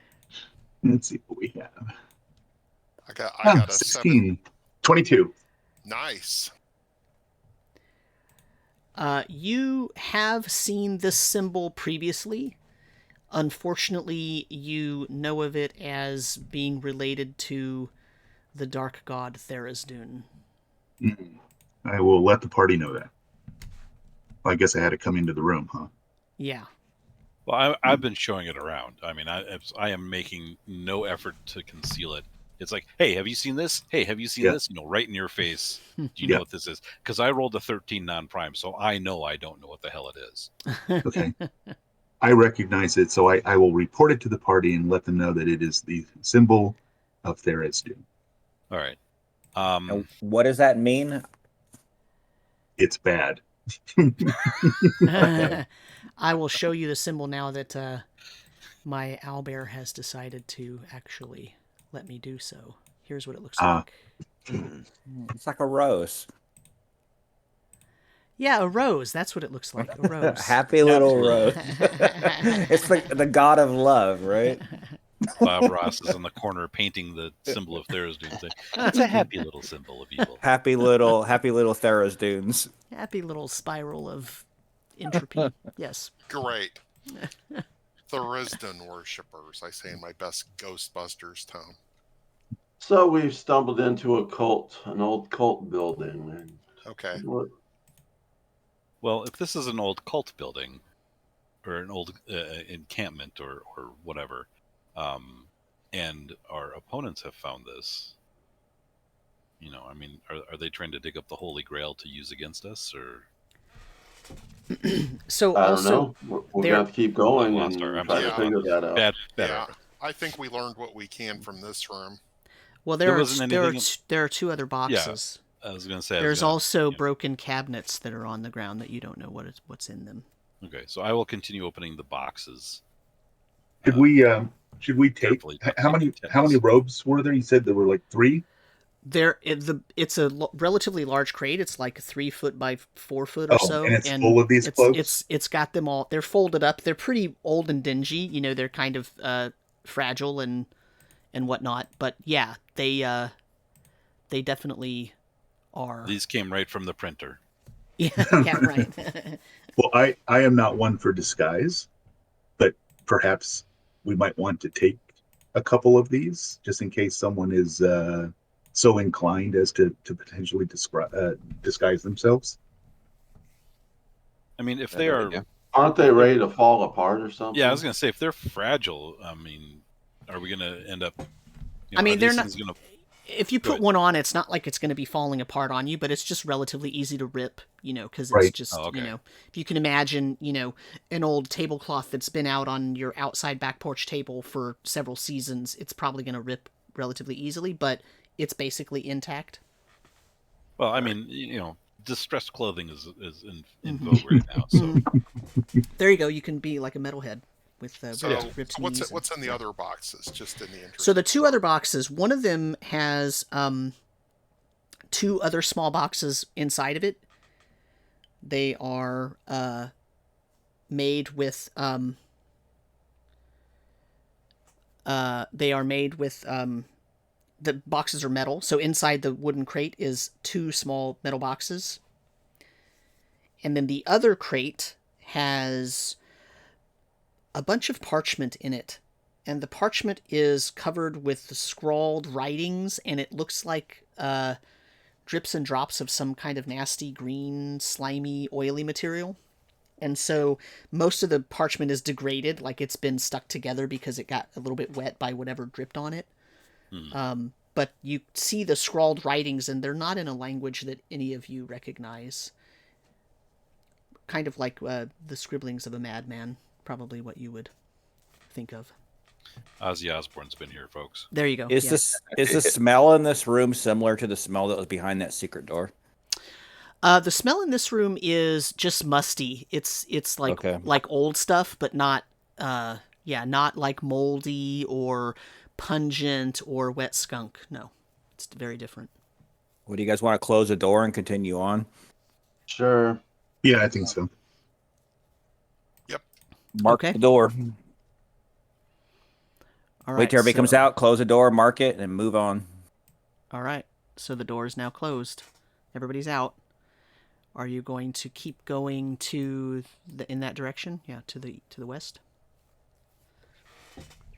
Yep, that's what I'm going to do unless somebody wants to go the other way. Nope, let's go that way real No, fast. I think, yeah, let's continue. Okay, so this direction ends up leading you... I'm just going to go ahead and uncover the entire passageway here, because I'm assuming you're going to keep going. Whoops. And now it's not going to let me... Oh, here we go.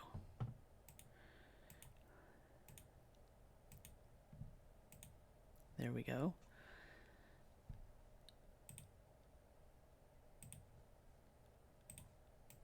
So it keeps continuing down, and it sort of wraps around all the way south here until it turns back to the east. For the sake of time, should we just move ourselves down there? Yeah, you can just that's why I'm went ahead and did that. I'm assuming that you are checking for traps and all that stuff along the way. You don't actually find any. But now you come to an area that is different. When you get to this point right here, what you see is that the room opens out into a larger area, and the floor of this area is different from the floor in the hallway where you're walking. The floor of this area is made with polished stone, although now it's crumbly and in disrepair, and it's cracked, and it's definitely not level. And as you I'm assuming you're going to be standing at the doorway looking in, and so here's what you see if you stand at the doorway looking in. You can see about this distance here. You see that the walls of this room are made of a strange, dark obsidian... Oh, stupid thing won't let me cut the fog. A sort of strange, dark, rocky obsidian kind of outcropping. And is it speckled with purple? It's actually not. It's just dark. It's just a different area of dark rock. It's not speckled with purple, although it does have sort of weird different flecks of different color stone in it. But it seems natural. It seems like it's a natural area that has been kind of dug out or carved out a little bit. The thing is that you do see... from where you are, all you can see is there's a statue right here, and there's a statue right here. Both of them are old, degraded, and broken. There is a portion up here that does go more northward that you can't see from where you are, but you also see there's sort of water on the ground. And this room smells really bad, like decayed flesh and pungent, horrible, old, moldy, disgusting water. I'll turn back to Cristobal and say, you may want to stay here, sir. Very good. And are we within 7 minutes? Yes. Would my I say I'll. Detecting undead. Yeah, I will step up here next in front of Felton and look up north and attempt to detect undead. So you're going to hit about half the room from where you are, and you do not detect any undead. I inform everybody that the immediate area is clear. As we move in, I'll move north. What do the statues look like? So the statues, let me uncover the upper portion of this since you're going to walk in. I was going to check for traps, but somebody ran in front of me, so I was like, okay, cool. Yep. No problem. I'm sure that's going to It work wasn't out me this time. eventually. We're still checking for traps. We're just doing it differently. Yes. This is a different way to look. Experiential trap checking. So whoever's looking at the statues, you can get closer if you want to know more information. I mean, I don't want to get close. I just want to like look at them from a visual distance of torchlight. So here we go. I will move the torch forward so that you have a better view. The statue that is directly across from the entryway, this one here, is a tall human man with a long beard. Looks like he's dressed in robes. He's holding a staff with a symbol on the top that looks like a glowing sun. The statue itself is fairly degraded. It's had chunks cut out of it, with either a sword or an axe or something like that, or maybe even knocked off by some kind of blunt object. And it was at one time coated with a thin layer of gold, but most of that now has flaked off. Okay. The statue to the south looks like a human woman dressed in thin flowing robes, and there is a sort of circle symbol on the front of her. She also was covered in gold, in a very thin layer of gold, but of course most of that's flaked off. The circle that is the circle symbol that's on her right shoulder was at one point painted green, and there's still a little bit of green paint on there, but most of it has also sloughed off. Do either of these representations mean anything to me and or any other member in the party? So the cleric would immediately recognize the male as a representing Soul, or who you now know as Pelor. Yep. In the ancient Flan times, he was referred to as Soul. And the southern statue of the woman would be the Earth Mother, or Biori. All right, so obviously this is not what we're looking for. There is also a sort of broken altar up here to the north. There is this green stuff is water. You're not sure how deep it is. The water, by the time you get down to this part of the room, what you can see is the water comes up about halfway up this altar. So some sort of debased shrine. Yeah. Mm-hmm. Okay. Well, what I know of Pelor and Biore is they are not gods of woe. Correct. No. Yeah, but we're not So going to there might be find... something useful here. May I don't- inspect the Pelor statue? Sure. What would you like to inspect Well, it for? I'd like to quickly pray to Pelor first. Okay. And then just visually inspect it if there's any type of inscription, anything which might potentially help us or assist us. It looks like there were probably inscriptions on the pedestal that the statue was standing on, but they have all been scraped off and destroyed. Okay. Did Baldric detect undead or attempt undead? Yes, he did. He In the didn't nor- find in the- any. in the northern part of the room, because I know he originally could only see the bottom half. Mm-hmm. Yeah, I would be looking up north. That's why Yeah. I moved up to the northern area. He does not detect anything.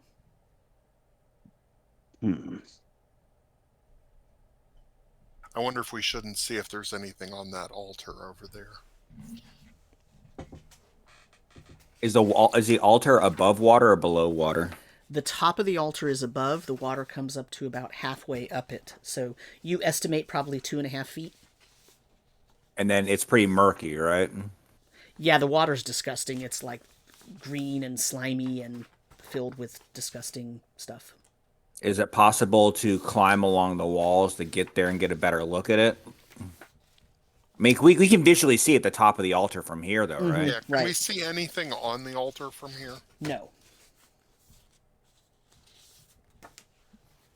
Are there any soldiers hiding over there that we need to find?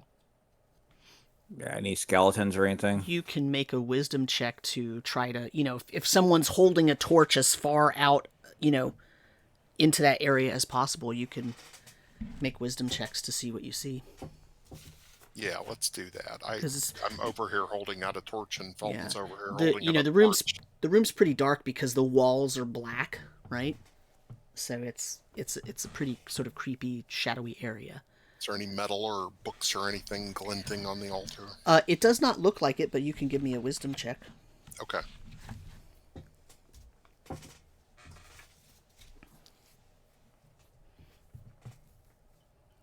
$24 wisdom check.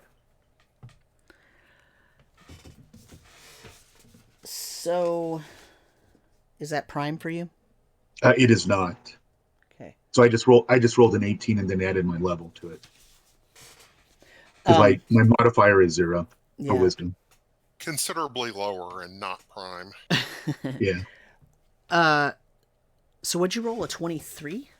A total of 24 Total with the of 24, plus 6 okay. for level. Yeah, 18 on the die. Okay. You do not see anything on the altar, but you do see something above the altar that makes your heart turn cold. And that is a very large creature Oh, crap. that is floating silently towards the ceiling of this room. Oh, shit. I will point it out. And it looks kind of like a big, enormous, fleshy brain with a short bill and about 10 tentacles hanging down from it. It's hiding from us. Perhaps do we we- should do- flee. Yeah, maybe we should just. Maybe we should get out the door and shut the door. There's no door to this room. I guess there's no door to this room. I didn't want to get my feet mucky anyway. Quickly. So are we retreating? Yeah, let's move. All right, I'll back up defensively, just providing Is cover. everyone leaving? Yeah, let's take our exit. Okay. At Yeah, least- let's go find those. The other people we're supposed to be looking for. Yeah, exactly. Those Nyrondese people, Your Send them back carefulness saved you, because if any of you had touched the water, Yeah. it would have targeted you. So, okay, so you're going to make your way back. Where are you going now? I'm leading the way.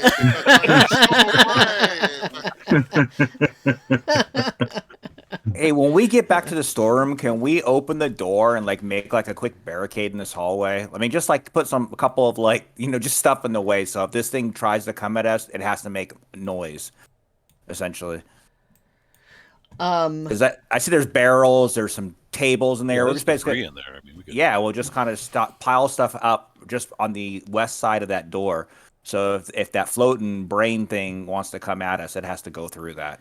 Yeah, so how much time would you like to take to do that? I mean, a couple minutes. We're not going to get anything crazy, but just enough to make it so that there's an obstacle at least Okay. that it has to Yeah. bust through Well, something. yes, take yes, a you can broken do that. table and just drop it in the hallway. Yeah. Yeah, there we go. Take Yeah. those broken tables out and just land them up. Yeah, I mean, you can easily do that. We hear even a in just noise of couple it minutes. falling Yeah. down rather than, Mhm. Exactly. We're not trying to. It's not going to stop it from getting through, but it's going to make some noise getting through it.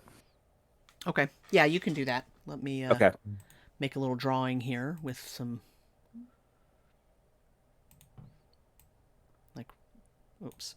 right about here. So if it gets hungry, I want to know that it's out on the hunt. Yeah. Okay. All right. Well, now what? Actually, it's 12:15, so let's actually take a 5-minute bio break. Everybody can use the restroom, get some water, refresh yourselves. Now that you've expended all of your energy running away from the creature, That probably ate all the Nyrondese. So if anybody falls, that's our story. So I'm gonna throw us up on a "We'll be right back" screen, and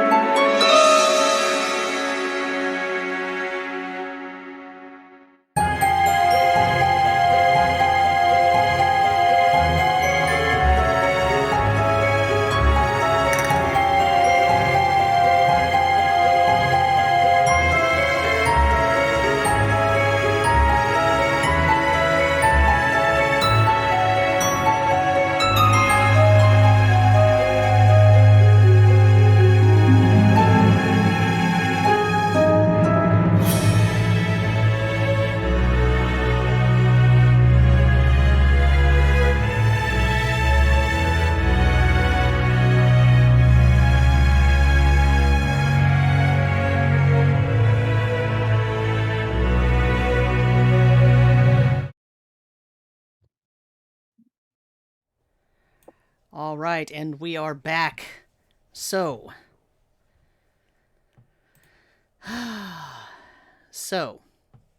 what's everybody doing? Traveling north, I'm assuming. Ro's going to Yep, scout north, I go believe. north, Yep. Yeah. Looking Yep. for trap.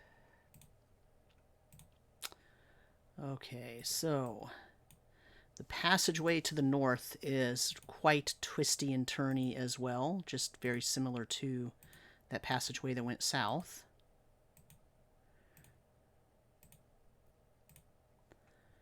So it sort of brings you to the north here, and it then gets to a spot where, again, no door, but when you get to about where you are, whoa, back up.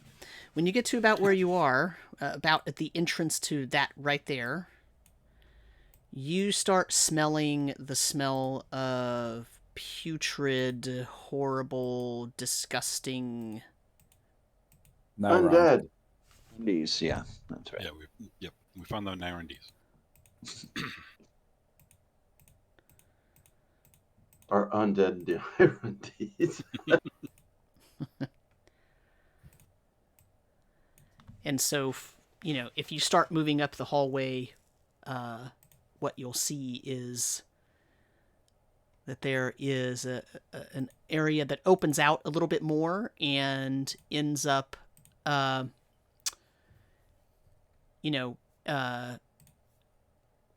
happens to be a statue right in front of you. The wall that you see over here looks like stone, as if this cavern was carved out of stone.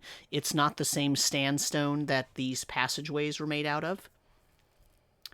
And you do see several broken urns over here that look like they have ashes spilling out of them. And then there's a statue here that looks like a lion, except the face of it is odd. It has like a bill or beak instead of a regular snout.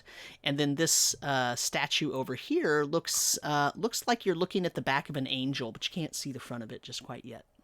So you're not sure if it's normal or not. I'm sure it's normal. I'm sure it's normal. No problem. No Totally worries. fine. A nice No angel. threats in this room. The closer you get, the more nasty it smells. Like it's very pungent and disgusting.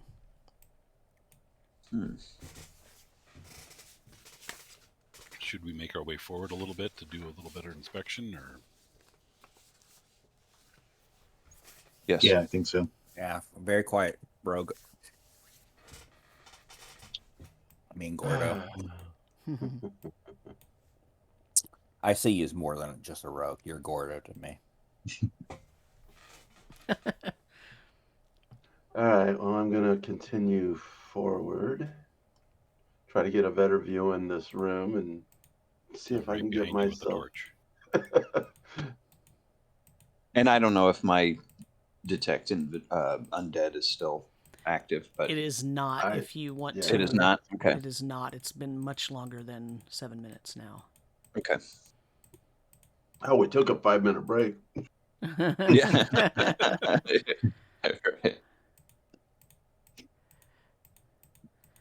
just cut some of this away here.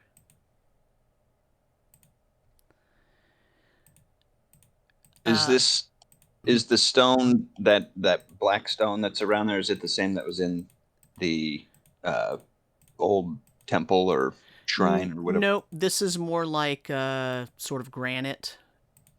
Okay. Carve out. Does this look like it's newer than the other section? Not particularly, no.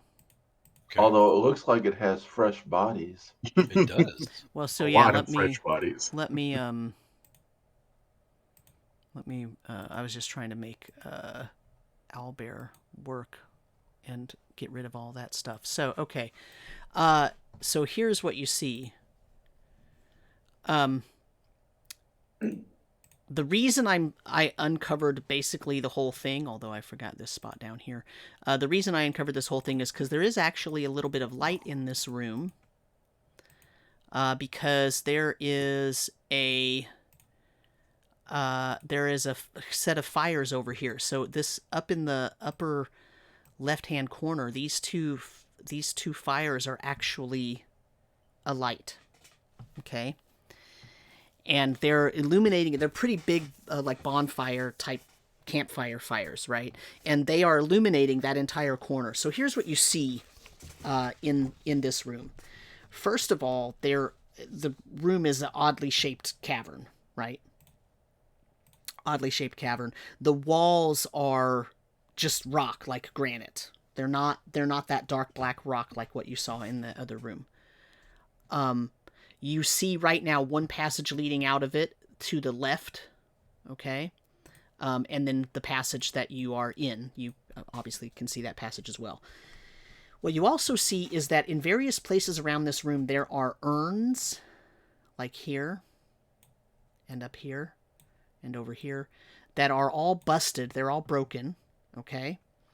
You also see several statues around this room, along with several bodies. And all of the bodies are like here and here and here and here. You can see that they are what you would call fresh. Even from where you're standing, you could tell that they've been killed recently. There is an altar on the far side of the room in front of those fires over here. And there's only one of these statues which looks like it hasn't either been defaced or that it's not a statue of some sort of weird demonic thing with wings. And that is the statue right here, right in the middle of the room, which is very similar to the statue that you saw in the other room that you surmised was a statue of Sol or Pelor. And so if you want to know more, you will have to go in and investigate more. I look up at the ceiling. Have we seen those floating things cruising around? You do not. No. You can make a wisdom check to see if you see anything. I would love to do that. Looking at the ceiling, I rolled a 14 on the die, plus 7 for my level, 21. And let's see if my character actually has any wisdom ability. I'm sure he does. He's amazing. He doesn't.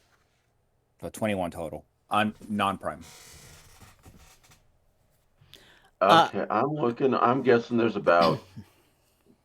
got to at least be 20 bodies in here. Maybe we should investigate the closest one to us. Yeah, I was going to say I'm going to move over here and look for insignias or any kind of markings on the bodies that would denote, or, indicate who they are.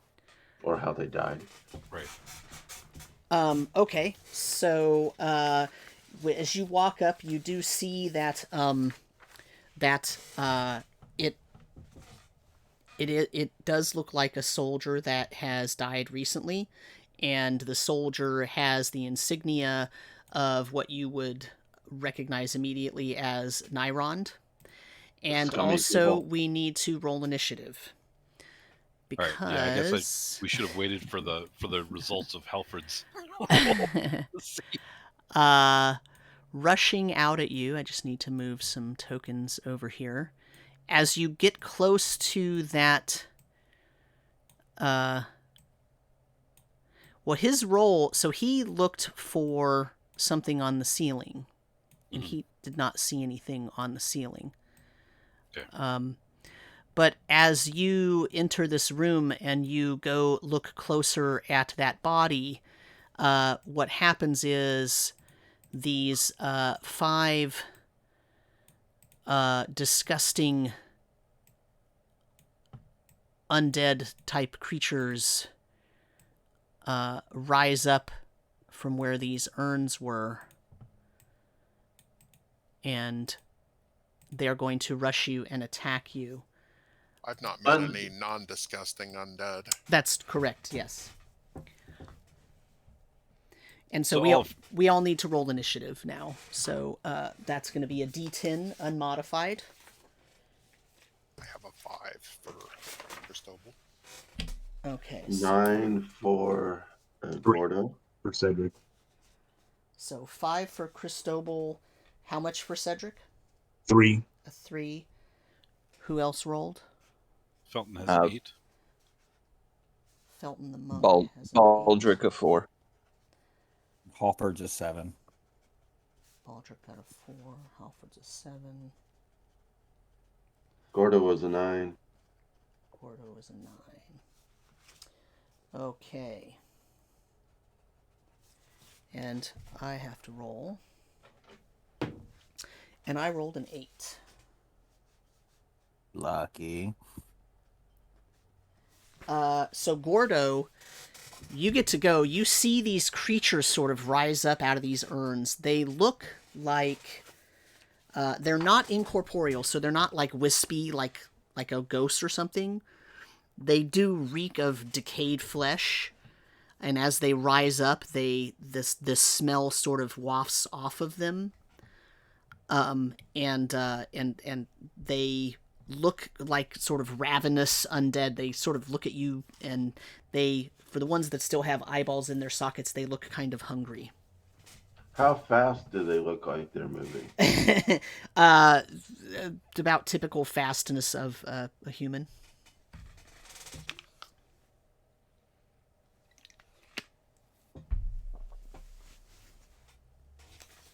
All right, well, I'm going to hold action. I'm going to sort of hang out over here and let them come to me. I'm definitely not going to engage away from the doorway. Okay, so you're not going to get in front of the monk or anything?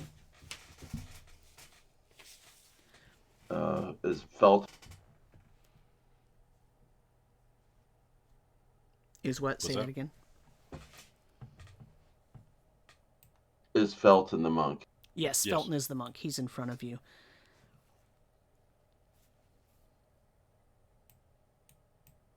I'll stand beside him. Okay. We just can't let him. Well, we got 3 people coming up too, behind us. I just don't want to get surrounded by undead. Mm-hmm. Come back. Okay. So that is Gordo. And that leaves... I'll let Felton go before I go, because we both rolled an 8, but I'll let you have the initiative win there. What is Felton doing? Excuse me. Do they? How fresh are these bodies? I mean, are they freshly interred? Have they been sitting for ages? The Nyrondese body? Yeah, well, I mean the undead. Excuse me. It's hard to tell, but they don't look like... In other words, you didn't... It's not like they stood up from the bodies of, like, the Nyrondese soldiers. Right. So they were in the urns. So Mhm. Yeah, so stay away from the urns. right. Are they wearing any flammable material? Like, is there clothing? Like, They do have some clothing on them, yes.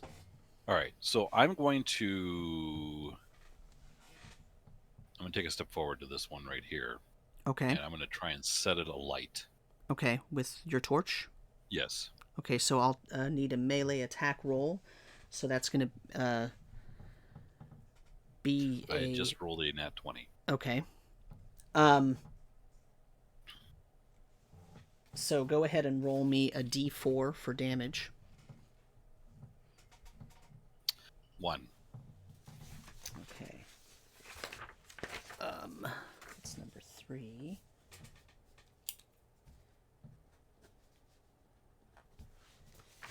And I'm assuming you're just going to sort of stand there holding the torch in the clothing to see if it'll catch on fire.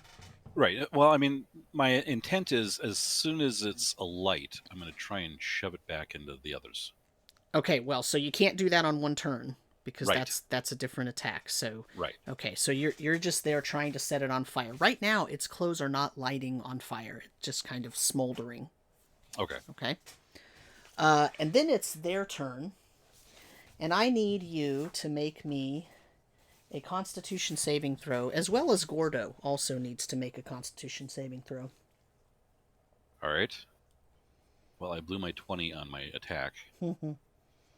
My Constitution saving throws.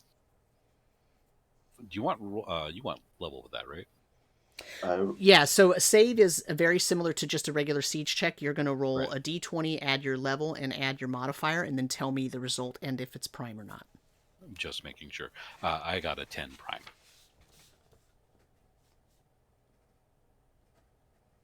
I'm sorry, was the level correct?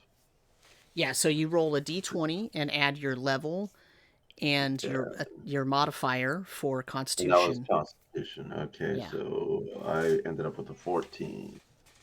Okay, so 14 and a 16. And are you prime? I don't think you're prime, right, Gordo? No, I'm not prime. Okay. So Gordo, the stench of these creatures is so overpowering that you take 1 damage, and you are now suffering a -2 penalty on your attack rolls while you are in the stench of these creatures, which is a 30-foot radius around the creatures. That'll include the damage rolls also? Attack rolls only. -2 to Attack rolls only. Okay. And then, Felton, what did you roll as your con save? My save is 10 total. Okay. Prime. You also suffer a -2 to your attack rolls, and you take 2 points of damage. Okay.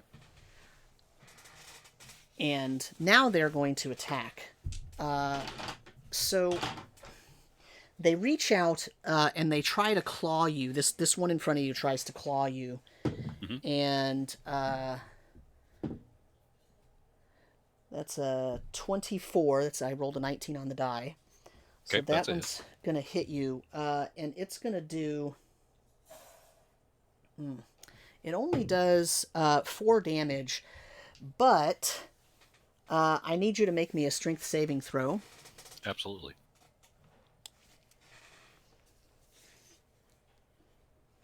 $27 prime. Okay. So you have no problem making that roll. You made your save, but you recognize that whatever is under the claws of these things has the ability to paralyze those that they hit. You are Okay, not I'm gonna- affected by that right now. I'm going to just relay that back, basically saying, guys, these guys are more than they seem, and cleric, a little help, please. Yeah. So that was number 3 moving. Number 1 is going to come over and try to basically do the same thing to you. Wow. Nat 20 on the die, and then a 3. Oops. They actually get 2 attacks. I need another strength save from you, and you also take 4 more points of damage. All right.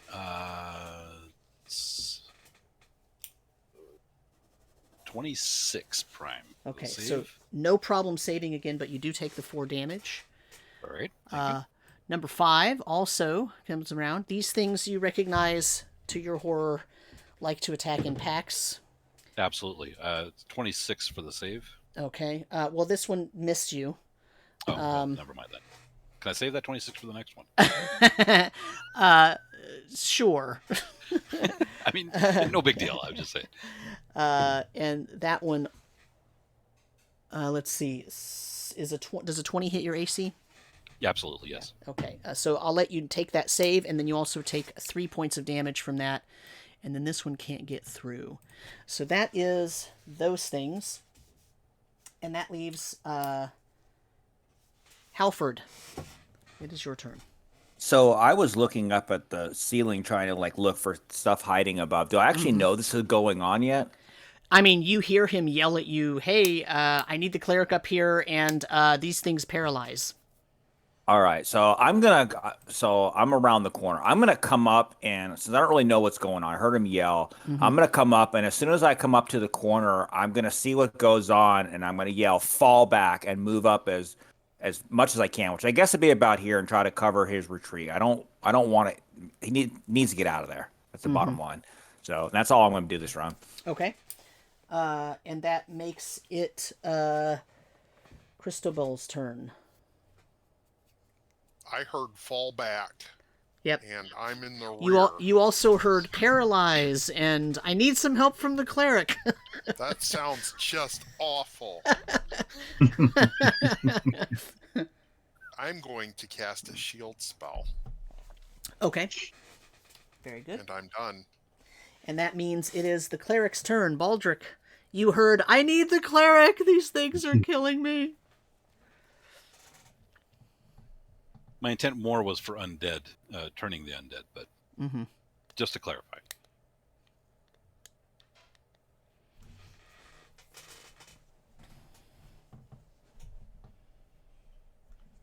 So, Baldric, when you come around the corner, you see there are 4 creatures surrounding poor Felton, and they all like have their hands on him, and they're scratching at him and trying to get through his. You know, he's not really wearing armor. He's just got this cloth stuff on, and they're just trying to scratch through. And you could see that a couple of them have scratched him, and he's bleeding a little bit from those wounds. But he's still moving, so he's not completely paralyzed. But you are not able to move and cast a spell. So if you're going to do something, it has to wait till next round after you've moved. And that leaves the knight, Sir Cedric. So is the move the only action that I can take this turn or this round? You can move, or you can move an attack, but if you move an attack, you can only move half your turn or half your total movement, and you can't get there.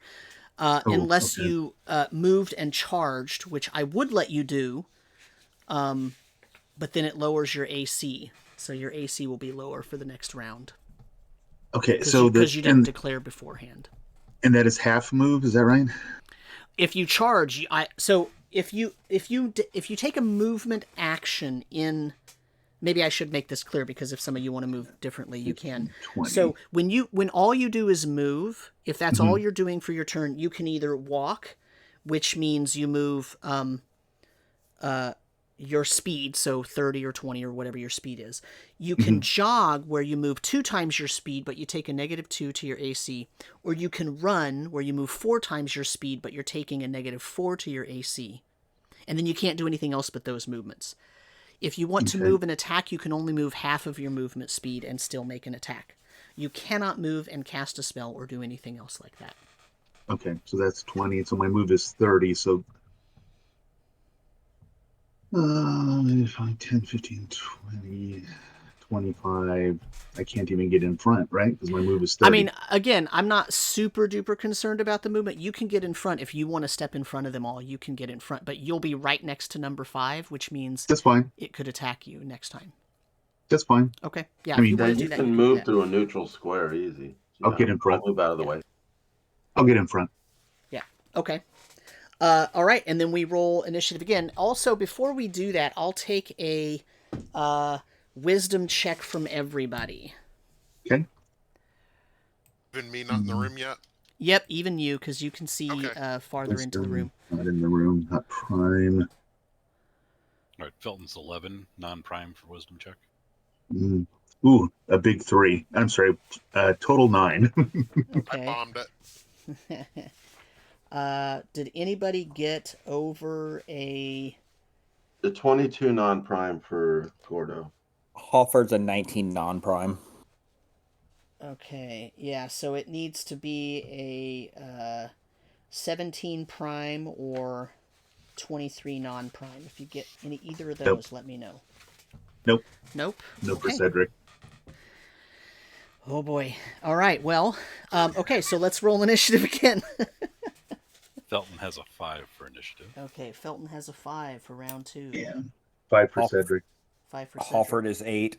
Halford has an 8. 7 for Cristobal. 7 for Cristobal. Gordo. 8. Gordo got an 8. Baldric.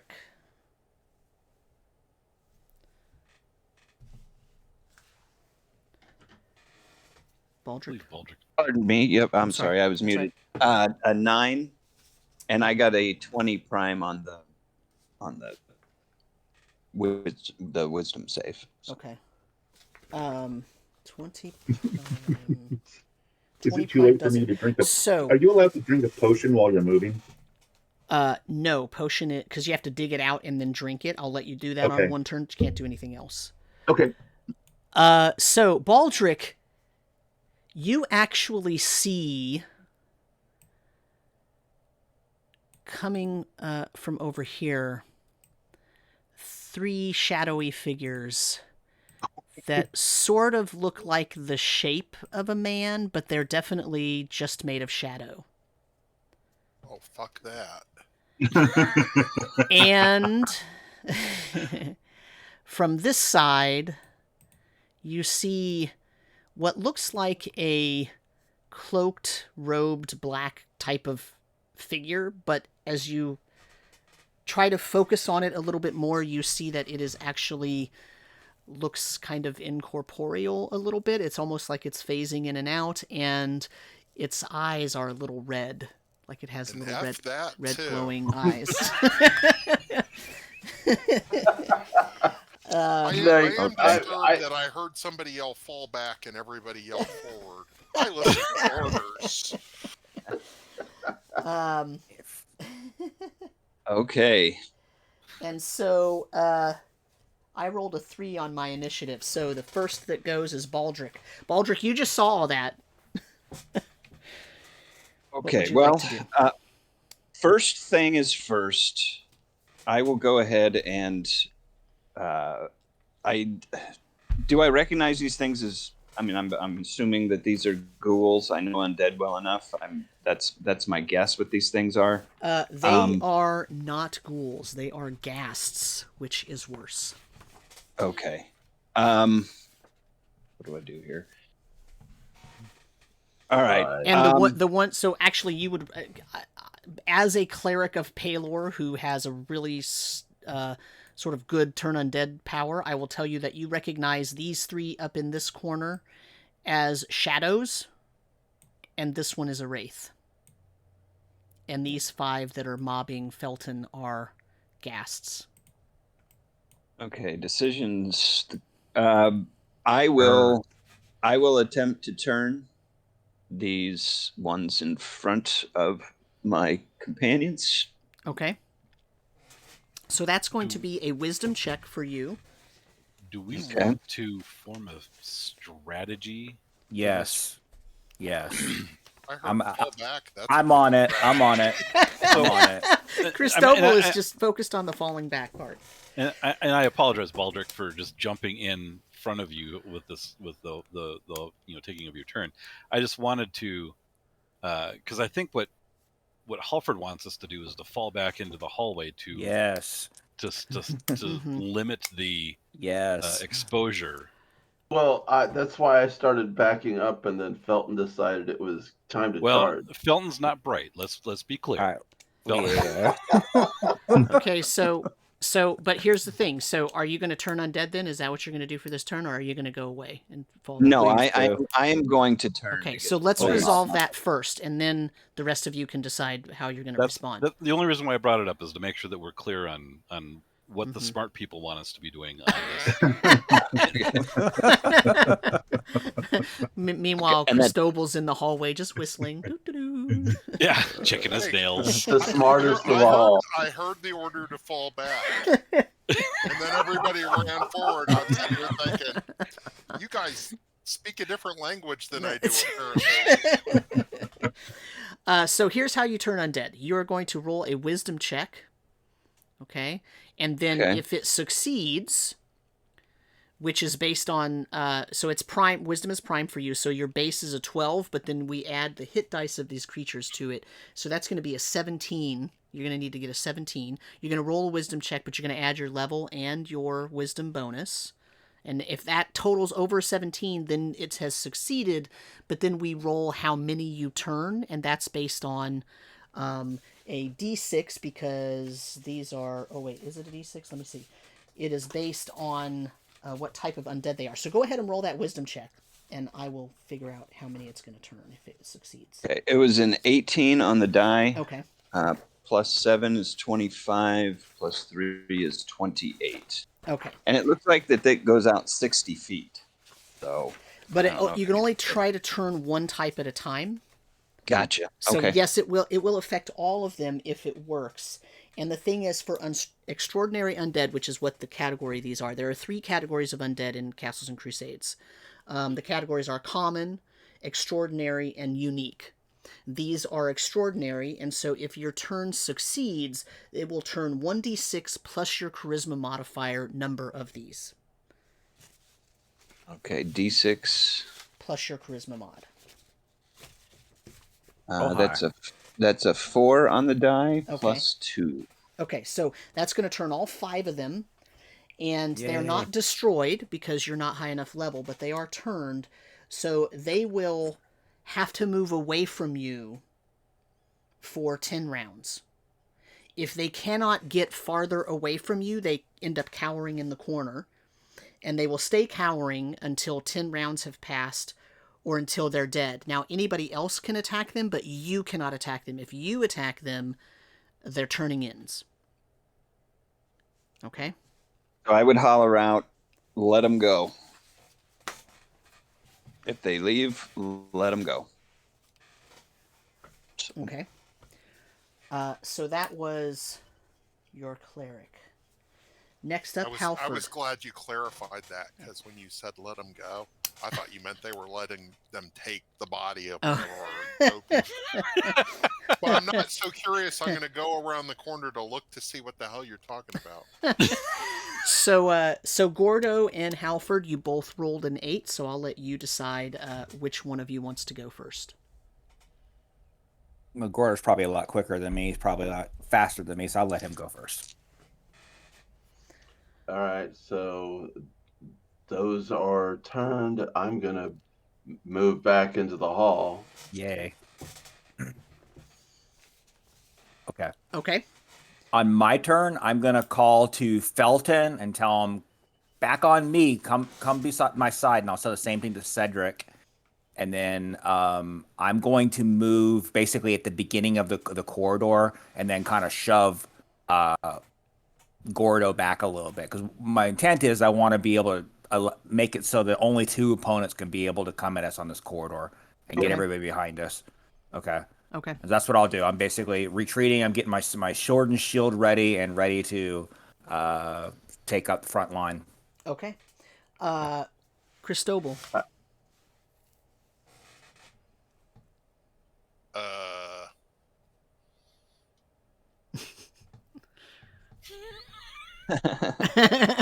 I am thinking, let's see, can I see?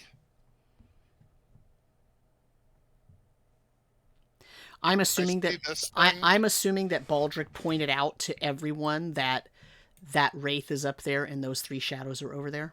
So yes, you might not be able to see it extremely clearly, but you know it's there, so you have a good idea that it's there. Okay, could I just inch forward just a little bit, and I will prepare to cast a fireball if these things converge towards us. Okay. So there's really no like prepared thing. Like you'll just have to wait till your next turn to cast it. So make sure you roll high on your initiative. Got it. So that's Cristobal. Felton and Cedric both rolled a 5, so I'll let you decide who goes first. Cedric, I'll let you. Okay, so are we? I thought what we were trying to do was to kind of put the tank types up at the front to seal off the pathway or the hallway. That's correct. Can I do something else then? Sure. Sure. Yeah. What can would I you like just to do? delay? Or wait, this is all simultaneous. Yeah, right? it's all simultaneous. Yeah, basically. So you're I mean, delay just means you're waiting for the next round, which is what I was trying to get at.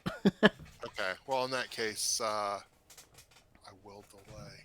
Okay. Here's one thing I will do though. Actually, I won't delay since that doesn't buy us anything. Mm-hmm. I'm going to cast light. Okay. On my staff. Mm-hmm. And drop the torch to the ground. Okay. And I'm done. Okay. So that way there's light here, and I don't have to fumble with whether I've got a torch or can see. Right. So Cedric and Felton, what are you doing? can I push people back when I come back to the end of the hall? You can move through allies with no problem. Well, I'm trying to occupy the same square because I want to be at the front. So I mean, if we're going to try and bottleneck them, I'd rather be up front than behind where I can't do anything. Yeah, I'm I mean, sorry, but- so Gordo was actually behind Halford. I don't know how he moved to beside him. Okay. Because I have, just so everybody knows, I have a Bane dagger that does extra against undead. So I don't want to be trapped behind everybody and not being able to attack. No, I'm sorry. I did not know that. So, No, I mean, if you want to be in on the action, more power to you, man. I'll back you up if that's what you want to do. That'll give me a chance to drink a potion too. Yeah, I think everybody's gonna get a chance here, so we can have people filter in and out as the battle goes on. Gordo, if you want to be up front, that's fine. I'll move here.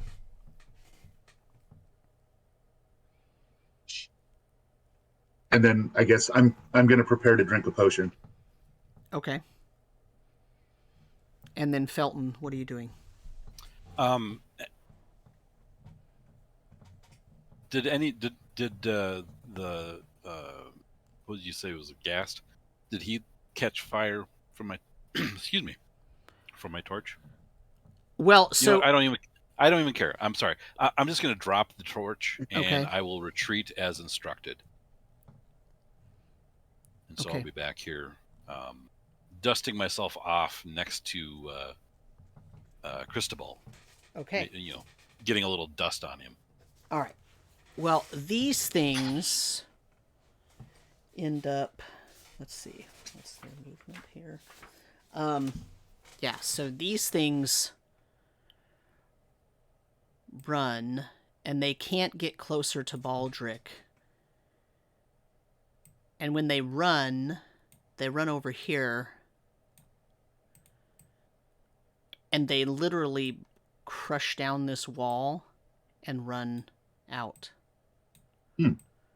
Nice. Because they have to get away as far away from him as possible for 10 rounds. Run away. So when I see them crush down this wall, so visually, what does it look like? Is it like a secret door or something? Yeah, so there is a weak spot in the wall right here. Okay. And that's very thoughtful of them. They knew about it, and they went through it. Okay, well now we know there's a secret door there. Nice. And then, so that's them. They are now gone, unless someone chases them. But you still have the other two to deal with. And so, this thing comes right up to Baldric. Yikes, that's quick. Yeah. It can't do anything else but move, but right. It is fast. And he can still make a fighting retreat, right? Yes, he can when it becomes his turn. Hopefully you roll a higher initiative than them. Yeah. These also start to move forward and can get very close. Mm-hmm. And then we roll initiative again. Roll high, Baldric. Because I didn't. I'm on a 2. Halford's 2. Yeah, Felton has a 2 as well. Who? Felton. Felton got a 2. I rolled a 1. Oh man. maybe they'll roll a 0. Cristobal didn't roll as well as he hoped. I got a 5. Okay.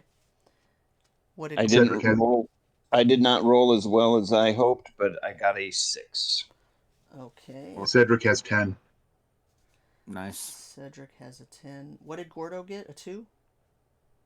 A 1. A 1. And Baldric got a 6. Is that what I heard? Okay. Yes. All right. Moment of truth. Here's my die. Come on, 1. A 9. Come on. Are you sure that isn't a 6? Look at that one again. That's the ghasts. That's the ghasts. So they just get to run away first. Okay. Here's the shadow. All right. A 10. Oh, Jesus. No. And Get the camera on the die. I don't believe it. the other's got an 8. Cheating Uh, DM. Oh my gosh. Holy cow. Yeah. Who in chat I'm said playing with TPK? everybody. You heard about somebody's TPK yesterday and said, "Hold my beer." Gentlemen, it's been an honor. However, Cedric also rolled a 10. So Cedric, I'll let you go first. Something nightly.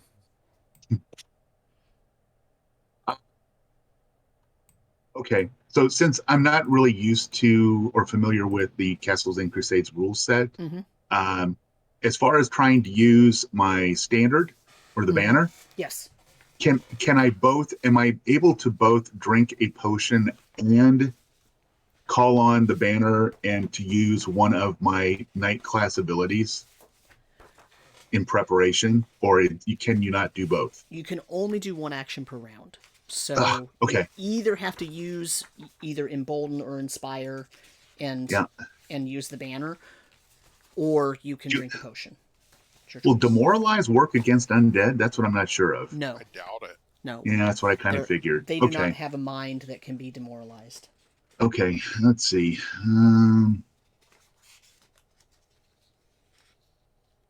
Okay, I wanted to use the potion, but I think I'd rather use the banner. Let's use the banner, and we will. Under, let's see, prism modifier. Okay, that's it. Emboldened.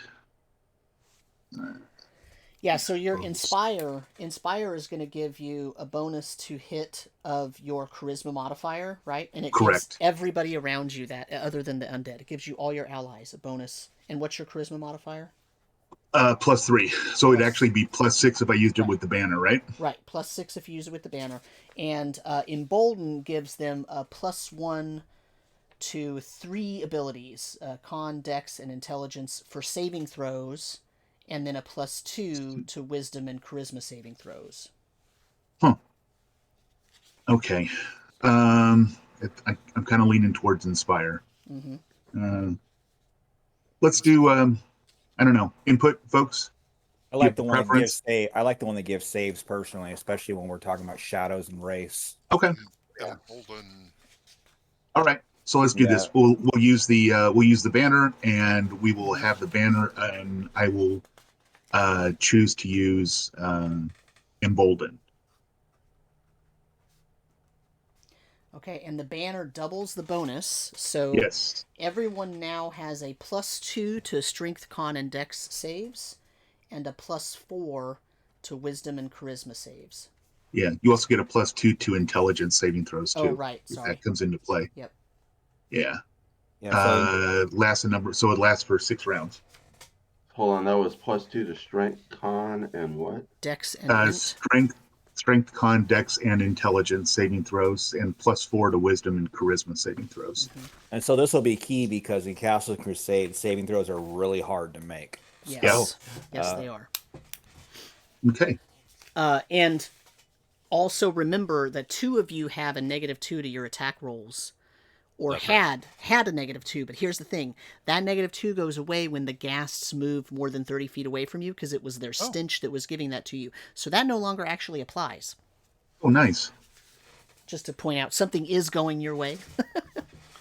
I'll accept DM that laughs. answer. It looks like a couple of things are coming our way. Yes.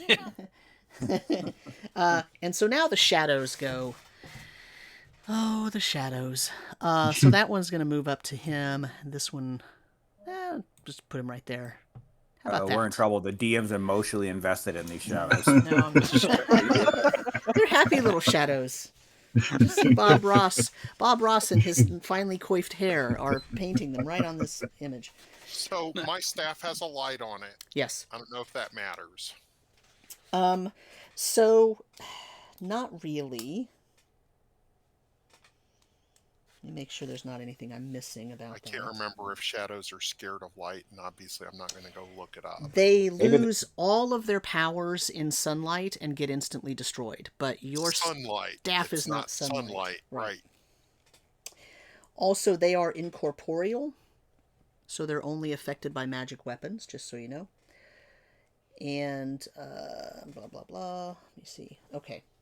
All right. So number 3 is going to attack Baldric. Luckily, they only get 1 attack, and that is a 18 versus Baldric's AC. I think that misses. I think. My armor class says 17. Oh, really? Okay. I've got chain and a +1 shield. Mm-hmm. Okay, so that hits Baldric. Baldric takes 3 damage, and I need Baldric to make me a... do you get a save is the question.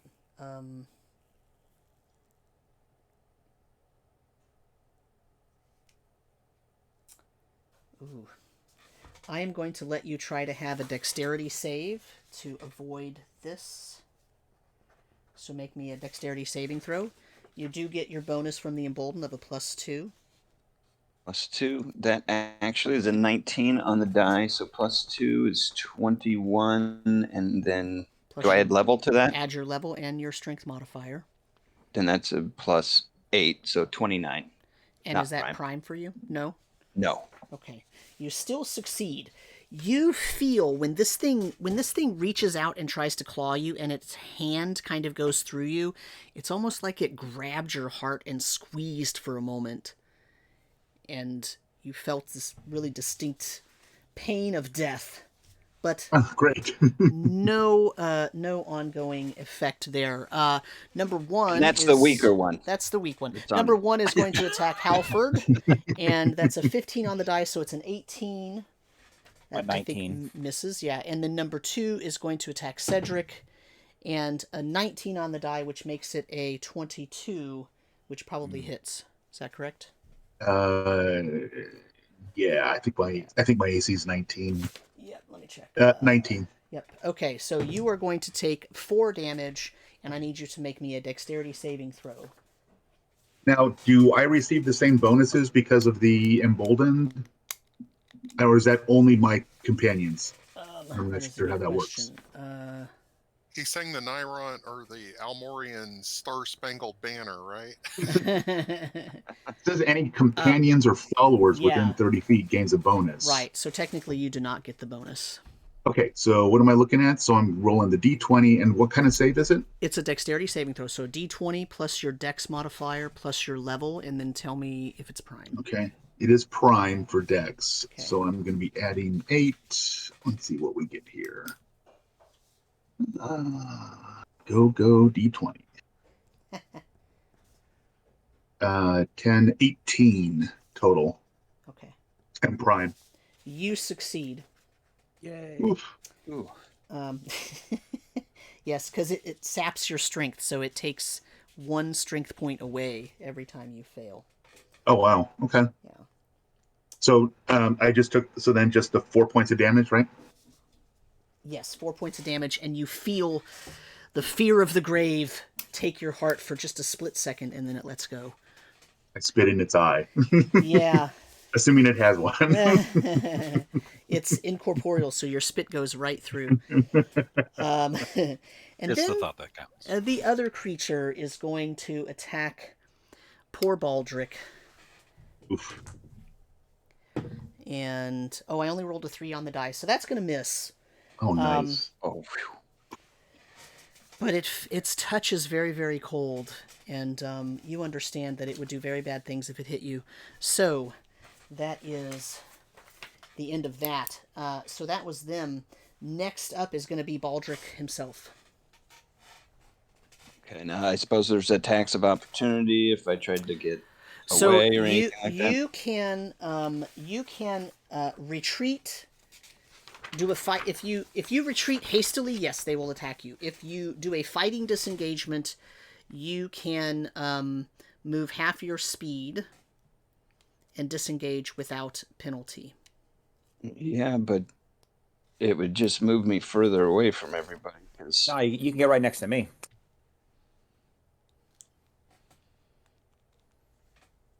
who's me? That Halford.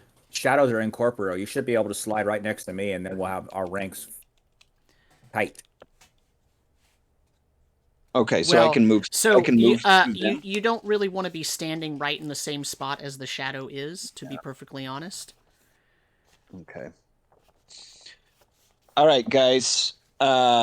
He could move through the shadow He and could- through us. Right, though, Yeah, he could that's what I'm move- saying. Yes, he could move through the shadow, but if he stopped next to Halford, he would be in the space where the shadow is, and that would be very bad for him. Right. I mean, Move through, get behind us. Yeah, they're incorporeal, but right. trust me. All of them. Yeah, I mean, and So all the of them thing would is, be- but he can't. If he's doing a fighting disengagement, all he can do is move half his movement. He can't move his whole Right. movement. So he can get, what, 15 feet? But that's roughly about Right. where he needs to be, So- though, right? No, he's either going to move, because you can't go around a corner, so he's either going to be here. And not fighting does what? If you do a hasty disengagement, you're not fighting. You take a -2 to your armor class, and they can basically attack you as you move away. Okay. But then you could move as much as you want. So you could do a run or a jog or a regular walk. And Yeah, but everything that you pass getting an attack. Everything on you pass would is gonna be attack you. Ugly, Right. especially with lowered AC. Yep.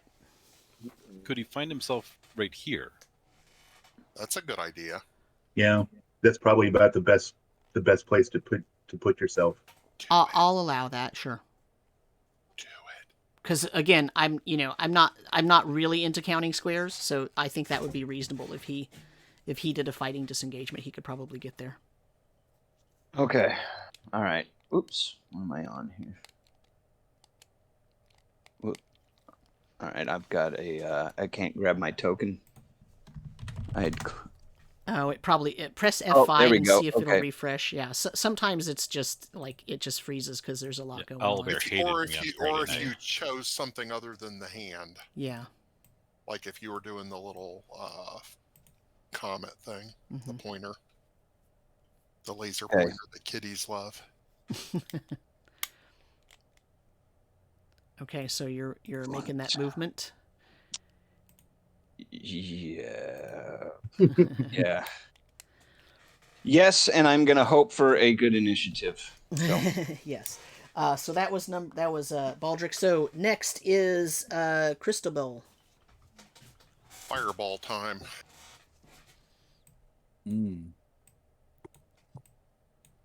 What, you gonna shish kebab all of us? You wish. I'm wondering what you're gonna. What's the radius on that? Is it like 30 feet? I think it's 60, right? It's a 60-foot. Is it Or, 60? no, it's 30 40 radius, It's 60 a 40-foot diameter. diameter. 40-foot diameter. Okay. 40 foot. Okay. Yeah. You're gonna put it there. Yeah, so detonate it behind him. Okay. Oh, wouldn't that be fun? That's a nice place. I think it's 3 of the 4. Okay. That's a dex saving throw. Is that correct? That's correct. Boom.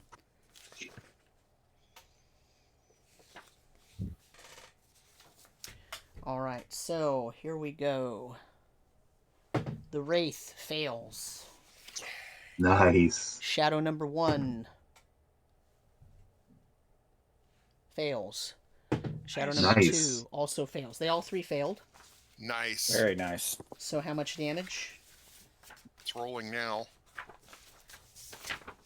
That was terrible. 23. 23 damage. Okay, so...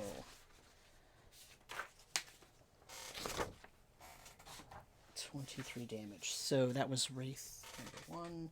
23 damage. Okay, and then... Shadows. 1 and 3. Yeah. Trying Shadow- to get rid of it. And Shadow could you number... get rid of those for me? Shadow number 1 dissipates. Nice. Nice. The Wraith is still there, and Shadow 3 is still there. Shadow 2 was not affected. Anything catch on fire in the room? Some of the clothing of the Nyrondese bodies Okay. catches on fire. Otherwise, Okay. there's not really anything else to catch. Okay. Oh, they all failed their saving throws, by the way. Yes, they did. I thought about getting Halford to get that shadow next to him, but I would have caught Baldric too, and then that would have gotten Yeah. ugly. That was No, well played. That's fine. That's fine. Yeah, we appreciate it. So, Halford and Felton both rolled a 2, so you get to decide who goes. All right. Halford's going to try to dispatch the shadow just immediately in the hallway. He's trying to make room for Baldric. Mm-hmm. So here comes the attack roll. I'm going to use my lucky bastard sword. Hope this will be a good roll. I rolled a 17 on the die plus. Let's see here. Where's my character sheet? I killed my character sheet. No, I didn't. 17 plus 14, so 31 on the die. Okay, that's going to hit as long as your weapon is a magic weapon. It is a magic. It's a lucky +2 bastard sword. Okay. And it's going to do 11 points of damage to the shadow. Okay. As you cut into it, it's sort of, you hear this very faint, almost a sort of scream. It almost sounds like air being let out of a pressurized container, just very ever so slightly, just. Okay. But it's still there. Okay. And then, so Felton. Felton has no magic ability whatsoever, so he's going to take a couple steps back. Felton's hands are magic. Are they really? They a monk, as a 6th level monk, his hands become like +2 magic weapons. Oh, Not really magic, but for the purposes of attacking magical creatures, they are considered magical. So technically, you could punch a shadow. Well, I will. All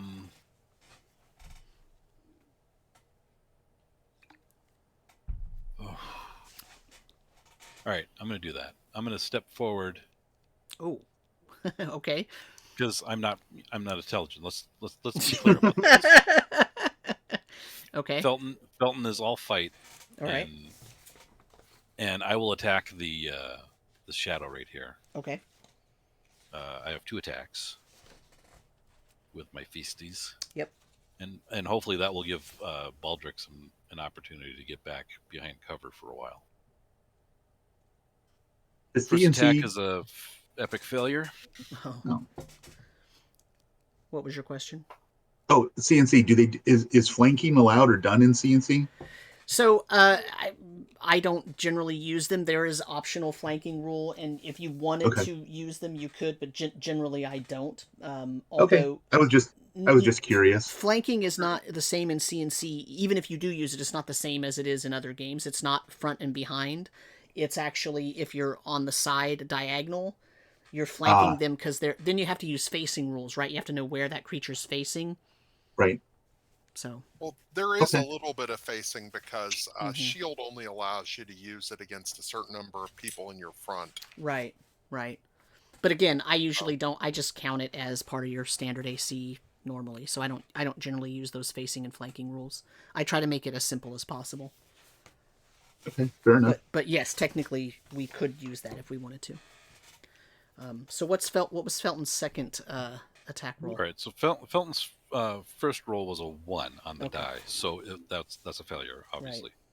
Right. The second one is a 12 to hit. Okay. That's on the die, or that's total?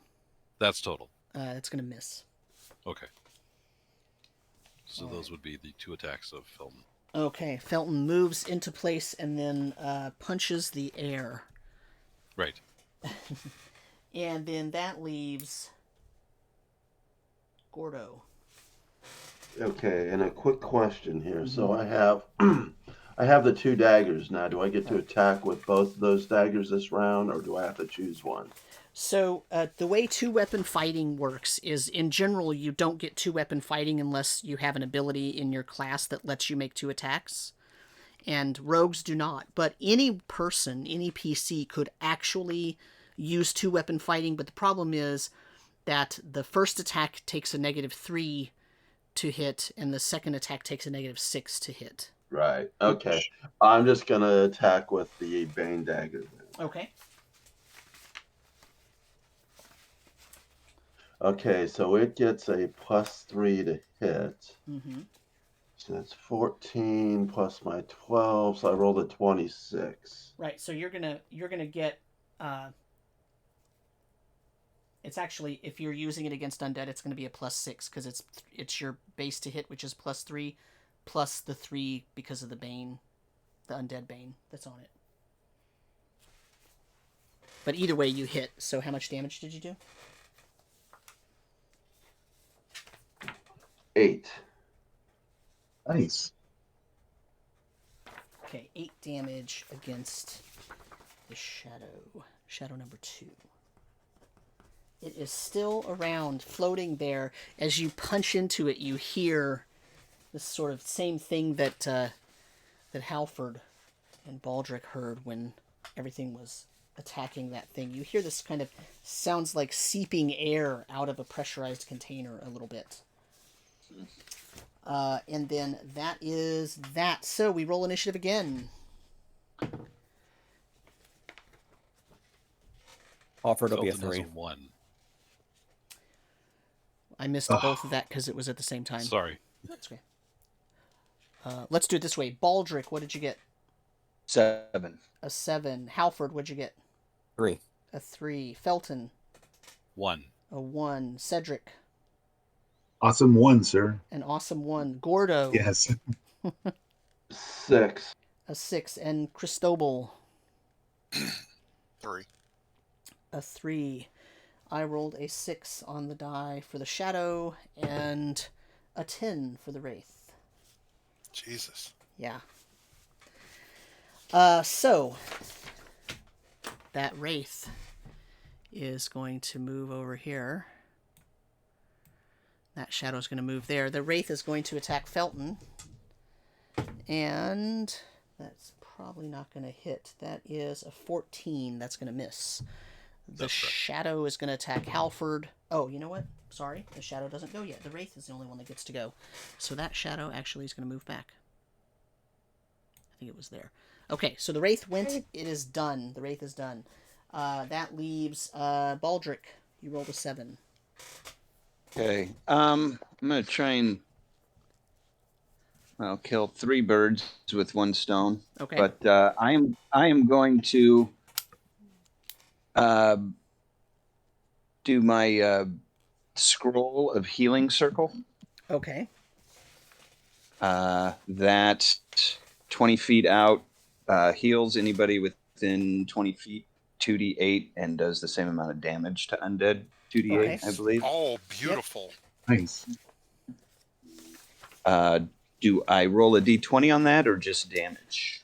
You're just rolling damage because I think that is an auto hit, and it's you're making the same roll for damage and the healing of your comrades. Correct. Pretty cool. Yes. Oh, for both cases, roll high. Yeah. The first roll was a 7 and an 8. Oh, So Nice. 15. How do you wait? Isn't it 2d6? I think it's 2d8. I was looking at because I have that in my spell, but maybe it is Yeah, 2d6. check the scroll. It might be. I just don't remember correctly. Oh, okay. Yeah, I was just looking at the spell. Okay, yeah, no, there No, you're is right. a You're right. 2d8. It says 2d8. 2d8? So, yeah. Okay, so that is 15 points. Healing to anybody within 20 feet, and the same amount of damage. Unless you want me to roll again for. No. It's gonna heal and then it's gonna hurt them that much. So, so what was it? 15 or 16? It's 15. Okay. Nice. All right. And Did you say this is going to hurt you more than it hurts me? That's Cast it? right. both of the shadows dissipate. The wraith does Hey. not dissipate. Don't. Ooh. Do they make that balloon whizzing noise when they dissipate? Like, beep? They just sort of shatter into a million little tiny points of darkness, and then it goes away. Okay. You hear, "Aw." No. Okay, so that was Baldric. Gordo.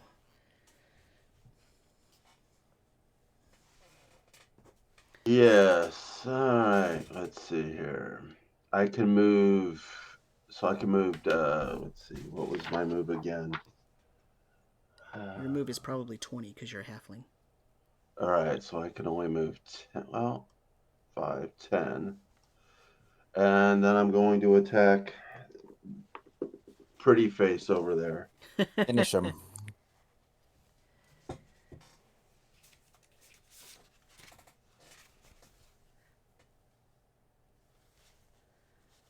Did I drop out? Yeah, you dropped out. What did you roll for your attack? Let's see here. It's going to be your d20 plus 6. Right. It's 11, and then plus my 12 would make it 23. What's the 12 that you're adding? Isn't that the level and my Not for an dexterity attack mod? roll. An attack roll is just your plus 6. Just a plus 6. Yeah, Then it's 11. Okay. An 11 misses. Unfortunately. Okay, so that was Gordo. Next is Halford and Cristobal, both rolled the same. After you, sir. After you. No, after you, because if you kill All this right. thing, I won't have to use a spell. All right, I look over at Felton and I said, "Now's the time to charge," and I'm going to move up, and I'm going to roll an 18 on the die. And it's going to be plus. That's going to hit. I'm pretty sure. Yeah, I'm pretty sure I'm going to hit. Okay, let's see here. Where's my character sheet? Sorry, I keep losing. That's all right. It's like all virtual. I'm not used to virtual. All right, here we go. I should have printed this thing out. It's a D10 plus 7. Here we go. Okay. That's a 9 plus 7, 16 points of damage. All right. The wraith starts to dissipate, but as it starts to go away, you hear a scream come out. Okay. And then it solidifies back in. Okay. Ooh. All right. I primed it for you, Christabel. It's ready to go. He's a one hit jump now. You see that its eyes are dimmer. Like the eyes had a red glow, and they're a lot more dim now. But it doesn't. I mean, it's the same size, same shape, everything. It doesn't look like it's actually weakened or anything, except for the eyes. Okay. Well, that's not a good sign. I cast a mighty fell magic spell and go pew pew pew as 3 magic missiles. Yay! Pew pew. How much damage? 1 second.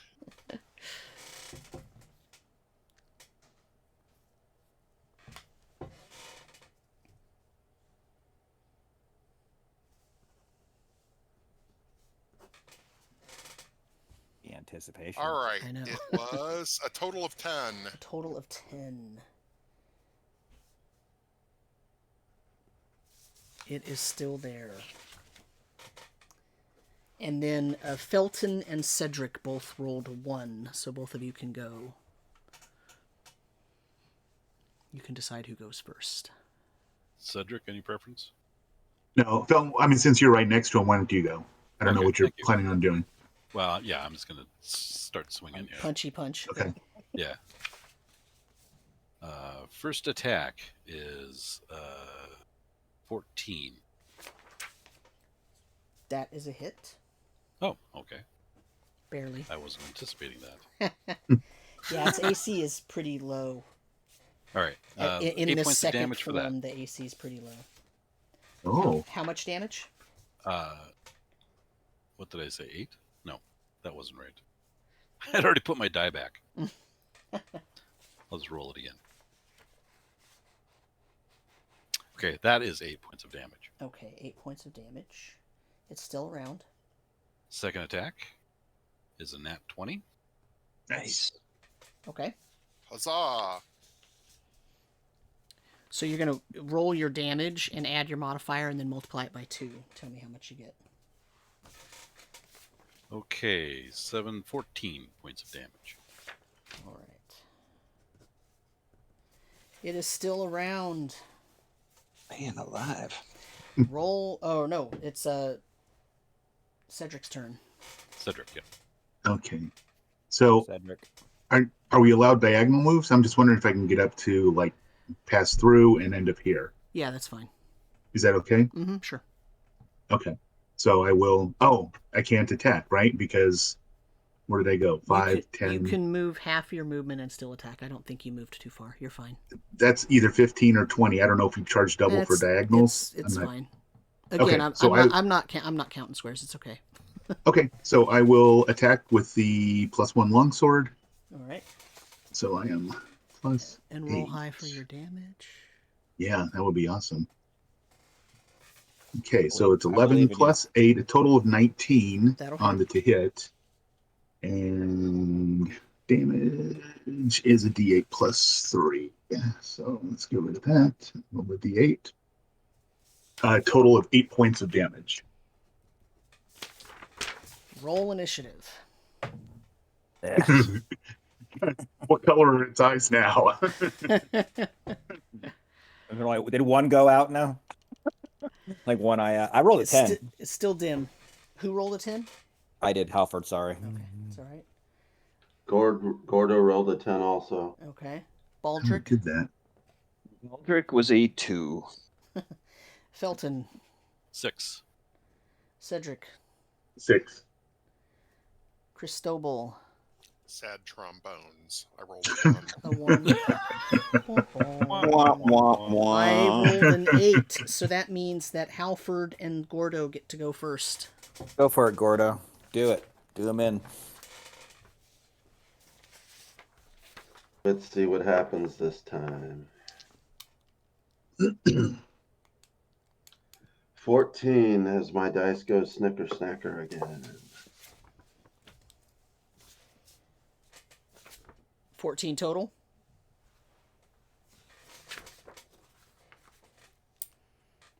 Was that a 14 total? Yes, it was. That is enough to hit in this form. How much damage are you doing?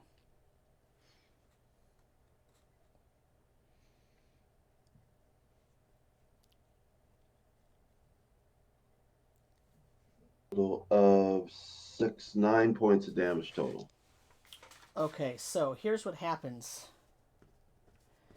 When you stab into this thing, you feel like your weapon gets stuck.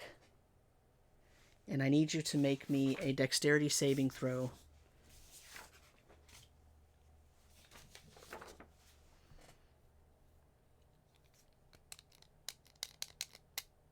15.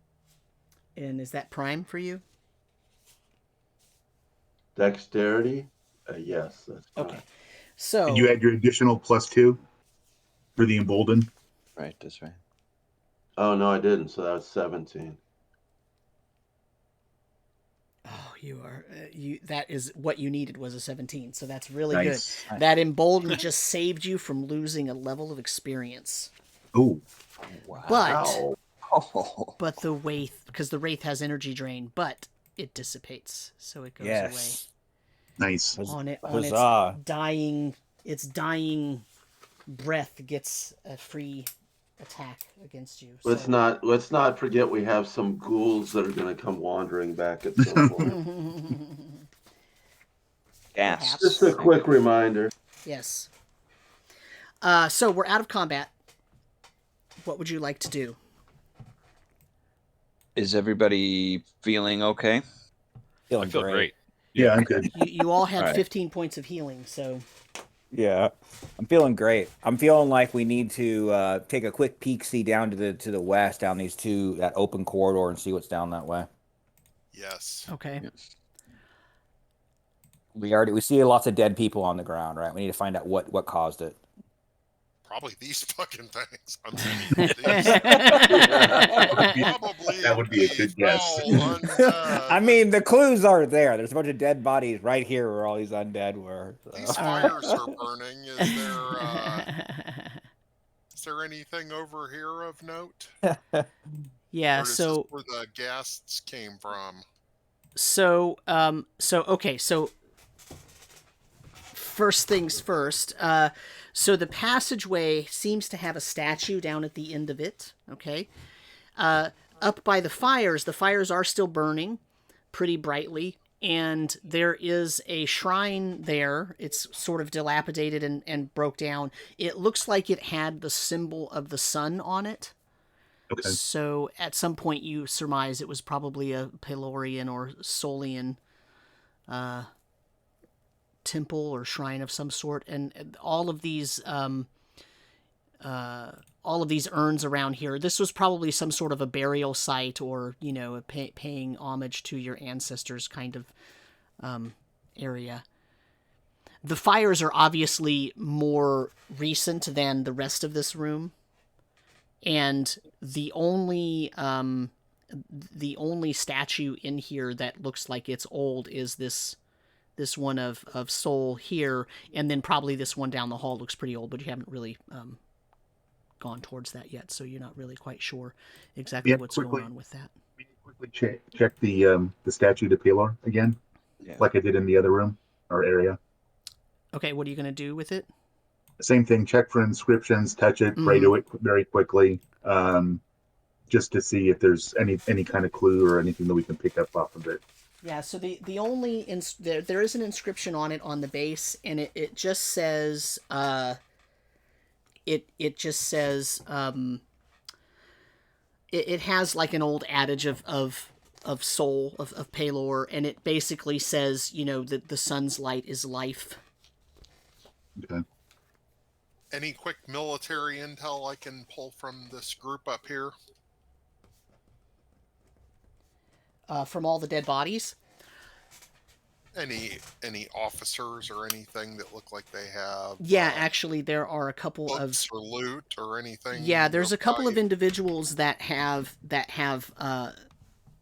officer type stylings to their, or symbology to their uniforms, but none of the bodies have any valuables on them. They don't have weapons. I'm looking for like military intel, books or papers or anything. There Nothing.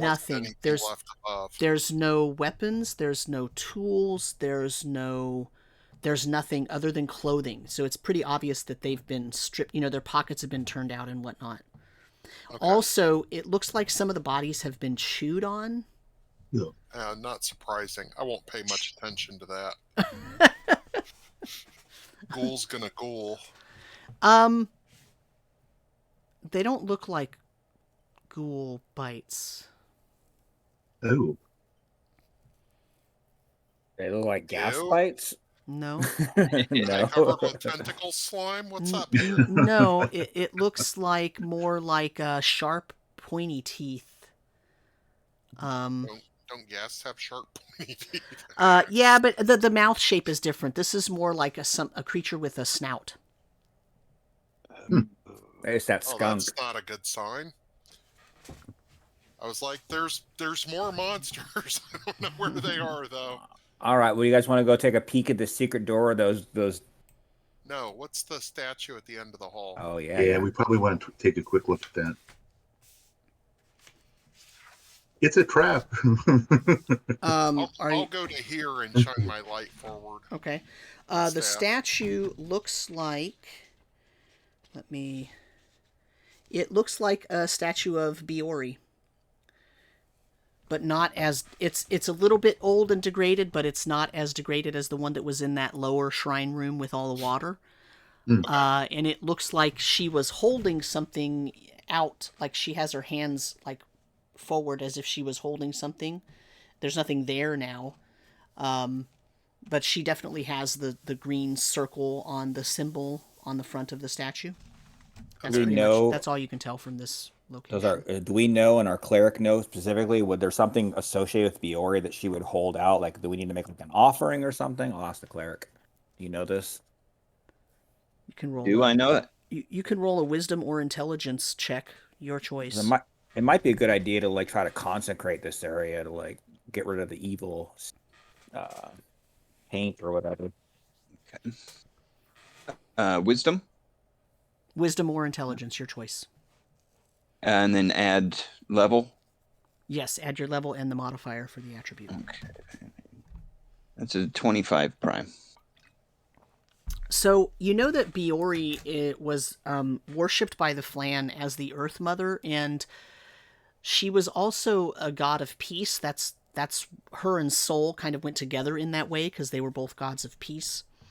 And probably what she was holding out, given just the sort of the symbology around Biori, is probably some sort of like plant or a root or something like something earth related that's going to represent fertility and growth and prosperity of the earth. Chief of wheat or something like that. Right. I divulge that to everybody. Should I? Yeah, it's one of the things I was thinking about doing in the other room, but I will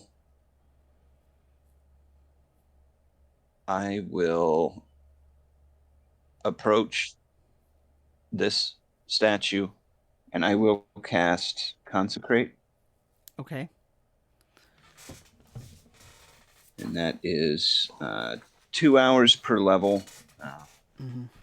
And yeah, say, Can I suggest? pay, Okay. what's that? Go ahead. I would suggest you save that for it's only a short casting time, right? Like, Correct. I would save that till we're actually facing undead or whatever's down those holes. But your call.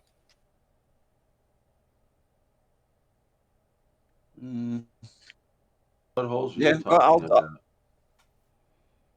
I'll hold on that. Yeah, that's probably a good idea. It's less of a ritual and You're more a of a... lot wiser than I am. I'm trying. What are the holes you're talking about? The secret door and the other secret door.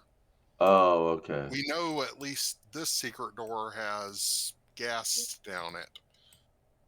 Turned to gas, but they were turned. Yeah, not forever. Yeah, that's why I think it might want to move pretty quick. Yeah, let's get out of here. Since it's one action, just be ready to throw it, man.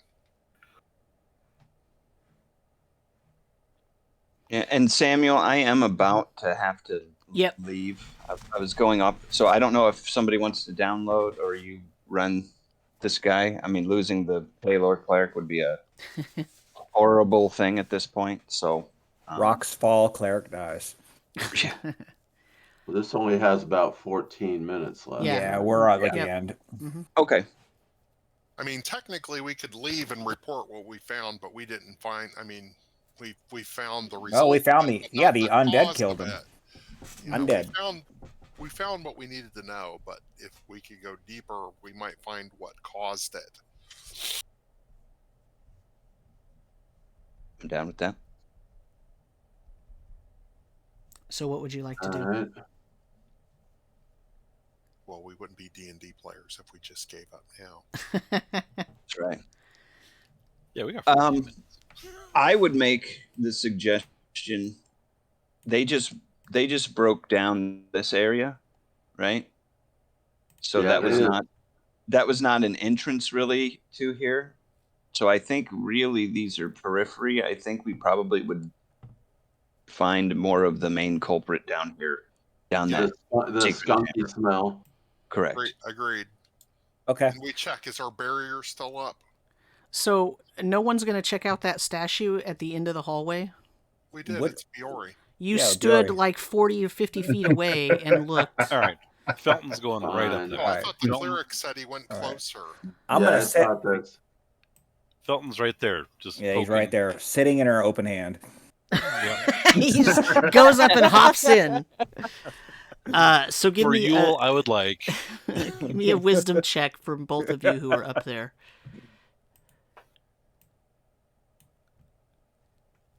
So that's going to be a D20 plus your wisdom modifier plus your level. Yeah. Do we still have the The banner +5, the +4 for the banner. Well, that was for saves. This is just a check. Oh, that's right, for saves. Okay, so that would be 25 for me, non-prime. Okay. You notice that one of the arms of Biori looks like you could, like, pivot it and, like, either turn it or shift it or do something. So I will do that. I will fidget with it and see what happens. You fidget with it, and a panel behind the statue clicks open. Sweet. I will just holler out, hey, fellas? And then I will look at what this What'd you panel is. find?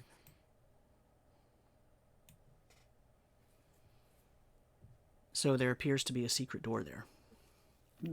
Oh. I will... And now you know why the DM was like, you're not going to look down the hallway? Right. I thought we had looked down the hallway. Well, you Yeah. looked from like 30 or 40 Yeah. feet away, but that's, you're in a dark cavern. And even though there's a light spell, you're... We were keeping a respectful distance in front of the mighty presence of Biori. It's one of those times when the GM lowers the challenge level to 4. Yeah. Yes, and ignores the trap that was in that hall. Right, exactly. For the sake of time and pacing. 10 minutes. Yes, Let's because get- we've got let's 10 get on it. minutes. Get on All it. right. So Felton's moving forward. I'm assuming face you're with going to everybody. open the door. And Felton opens the Yes. door. All right. And Delta now is taking over. It's a whirlwind tour now. it is a Felton's large and in whirlwind charge. tour. This looks like end game right here. Yeah, Felton runs right in. And No more battlefield discipline now. Now it's That's every right. man for themselves. that's right. We're on a timetable. Leroy Jenkins happens. All right, so Matter let of me fact, Felton leaving a run in Felton Thelma. So let's hear what this room is about, even if you don't go much farther than this. First of all, when you open the door, you realize it is extremely cold in there. So it is about 37 degrees Fahrenheit, which is about almost 3 degrees Celsius. Okay, so it's really freezing, although not technically freezing. Also, it's the only room in this entire place that is not in complete disarray, disrepair, or looks broken down. The floor is freshly polished, the walls are shiny and clean. However, there are murky crystals jutting out of the wall. There's sort of this weird dark purple, blackish color crystals, and occasionally little arcs of lightning come out of them. There is a statue carved right out of the wall up here. Okay, and there's a silver bowl in front of it on the floor. On the opposite side, there is also carved right out of the wall a symbol that looks like a big demonic eyeball. There is a large skull relief down on the lower wall down here, and 2 other statues coming out of the wall here, and it looks like some sort of a circle of something, some kind of something down on the floor down in the southern part of the room. There is a big treasure chest right here. It'll probably interest you all. This right here in the middle of the room is a fountain that is filled with what looks like fresh, clean water. It's about a foot off the ground, and then it goes another foot deep into the ground. However, there is a crystal right in the middle of it, so that might not be so great. There are 2 chairs here that look different, but both of them look very highly decorated and embroidered and very high quality, and let's just say that's something that is a place of honor, pretty obviously, in that room. And then between those 2 chairs is this right here, which is a podium that looks like it has a book sitting on it. I will point to the chest and make sure that the rogue knows that it's there, and I'll walk up here to the podium Okay. and examine the book. What's everyone else doing? I'll go in. Yeah, I'll enter the room and take a look around and look for any obvious enemies. The obvious I'll look thing that looks dangerous right now is that those crystals arc with lightning occasionally, and it's sort of random. I know in the picture it shows like 5 of them doing it, but it's kind of random and it's happening to all of them. Okay. I'll stay out of the way of the arcs. Try Okay. to. I'll stay out of the way of the room so that I can get news of what happened to our party back to the encampment. So that there's one survivor. Right. Yes. Right. Designated survivor. So who's looking at what? I'm examining the book. I'll be examining the fountain. Baldric. Okay, so the fountain looks like it is fresh, clean water. It is a couple of feet deep. It smells clean. It smells fresh. Doesn't seem to be anything wrong with it. It's the only water in this entire place that you've seen that doesn't just look putrid and disgusting. There's no odor to it whatsoever. The book is sitting on an intricately carved pedestal made of probably some kind of hardwood, and it has lots of different symbols carved into it. And that is... then there's the book. The book itself has a dark leather cover with a sort of scaly pattern on the front of it, and there are counterclockwise spiral symbols sort of embedded or impressed into it. There's also a black disc in the center of the cover, and the title just above it is written in silver, and it says Litany of the Herald. I'll pick the book up and hold it and say, "Hey guys, check this out." Grab it and let's go. Go ahead. Cristobal under his voice is just going, nope, nope, nope, nope, nope. So, All right. Anybody doing anything with the fountain? We have 5 minutes, so quick yes or no. Sure. Let's do it. What are Let's you do gonna the do? fountain. So there's a crystal in the middle of it? It's kind of on the top, so it's a fountain, it's a circular thing, and then there's this kind of pedestal thing that comes out of the middle of it, and Okay. so the crystal's sitting like- on top of that, not in the water. The arcing kind of seems like it radiates off of this, maybe? No, not really. The arcing is really? just kind of randomly manifested in each of the crystals. All right, so... I don't know. Treasure chest. So Felton grabs the book and heads out, and he's like, "Ooh, fountain!" and sticks his hand in and takes a drink. There. Okay, I need you to make me a Constitution saving throw. Woohoo! Baldric moved over, preparing to cast Neutralize Poison. It's 24 prime. Okay, and roll me a d6. 1. Okay, you heal 1d6 hit points, but you My eyes have glow or anything. you have an immediate vision of worms crawling out of the walls. Although you sort of blink and rub your eyes and you don't see them. You don't see any of that, but you kind of had that vision for a split second. Also, you're really hungry right now, and worms would sound really tasty for some reason. Interesting. What's Gordo doing with the chest? It's going to detect traps. Okay, that's an intelligence check. That's a d20 plus your intelligence modifier plus your level. 18 plus a notch intelligence, so 20, and so that's 28. You do not detect any traps on the chest. Now, is that my action for this, or can I open it now? I mean, we're not in combat, so you can open it if you want okay. to. Yeah, I'm going to go ahead and open it. So there are several things in this chest that you see immediately. The most of what you see is gold coins. So if you want to look further, you'll have to sort of pull things out of it. I sort of stick my dagger in and stir around in the coins. There's also 3 or 4 bags in there. And as well as a holy symbol on a heavy gold chain, and the holy symbol is in the shape of a backwards spiral.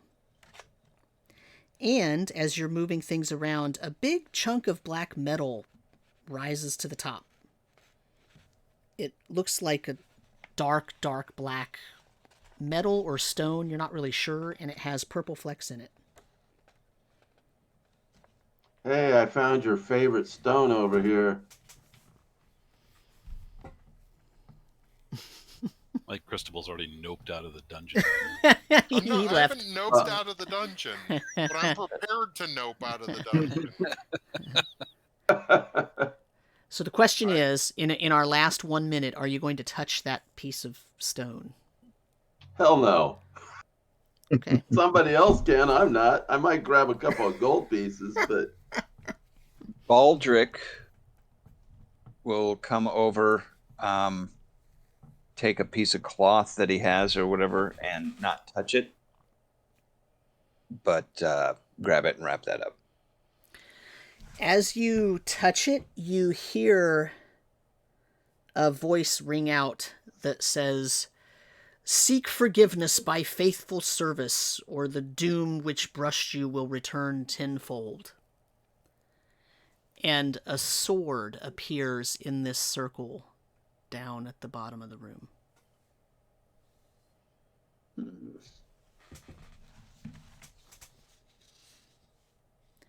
And the lightning arcing stops.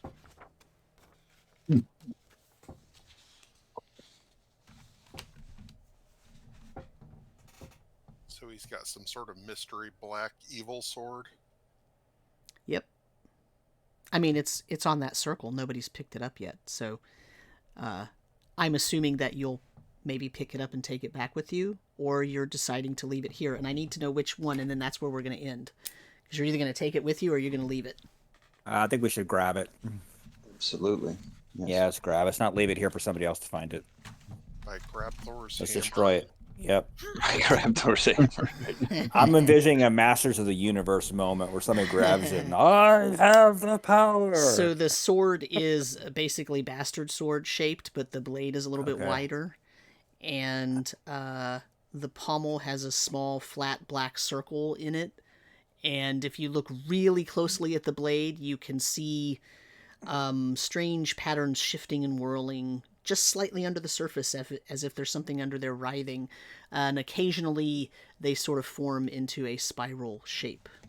Yes, the blade of the Unmaker. What could possibly go wrong? What could go wrong? You're pulling it out of Let's- this wonderful temple. Let's check with the City of Summer Stars. And are you taking the chest is the other question. Throw the sword in the chest and take it all in one go. All right. Yeah. And the book. So you took the book, you took the sword, you Yep. took the chest. Throw it all in the chest, and all right, we're done here. Wrap up our hands and go. And Yep, we mission accomplished. All right. make our way back to the camp and say, Commander, there you go. And say, holy This is crap. what we found. an evil temple of the Unmaker was found underneath their camp, and Yes. they, like idiots, decided to erect a giant toilet porthole to hell to it. Well, so this room looks undisturbed, so you're not sure if the Nyrondese ever even got in here.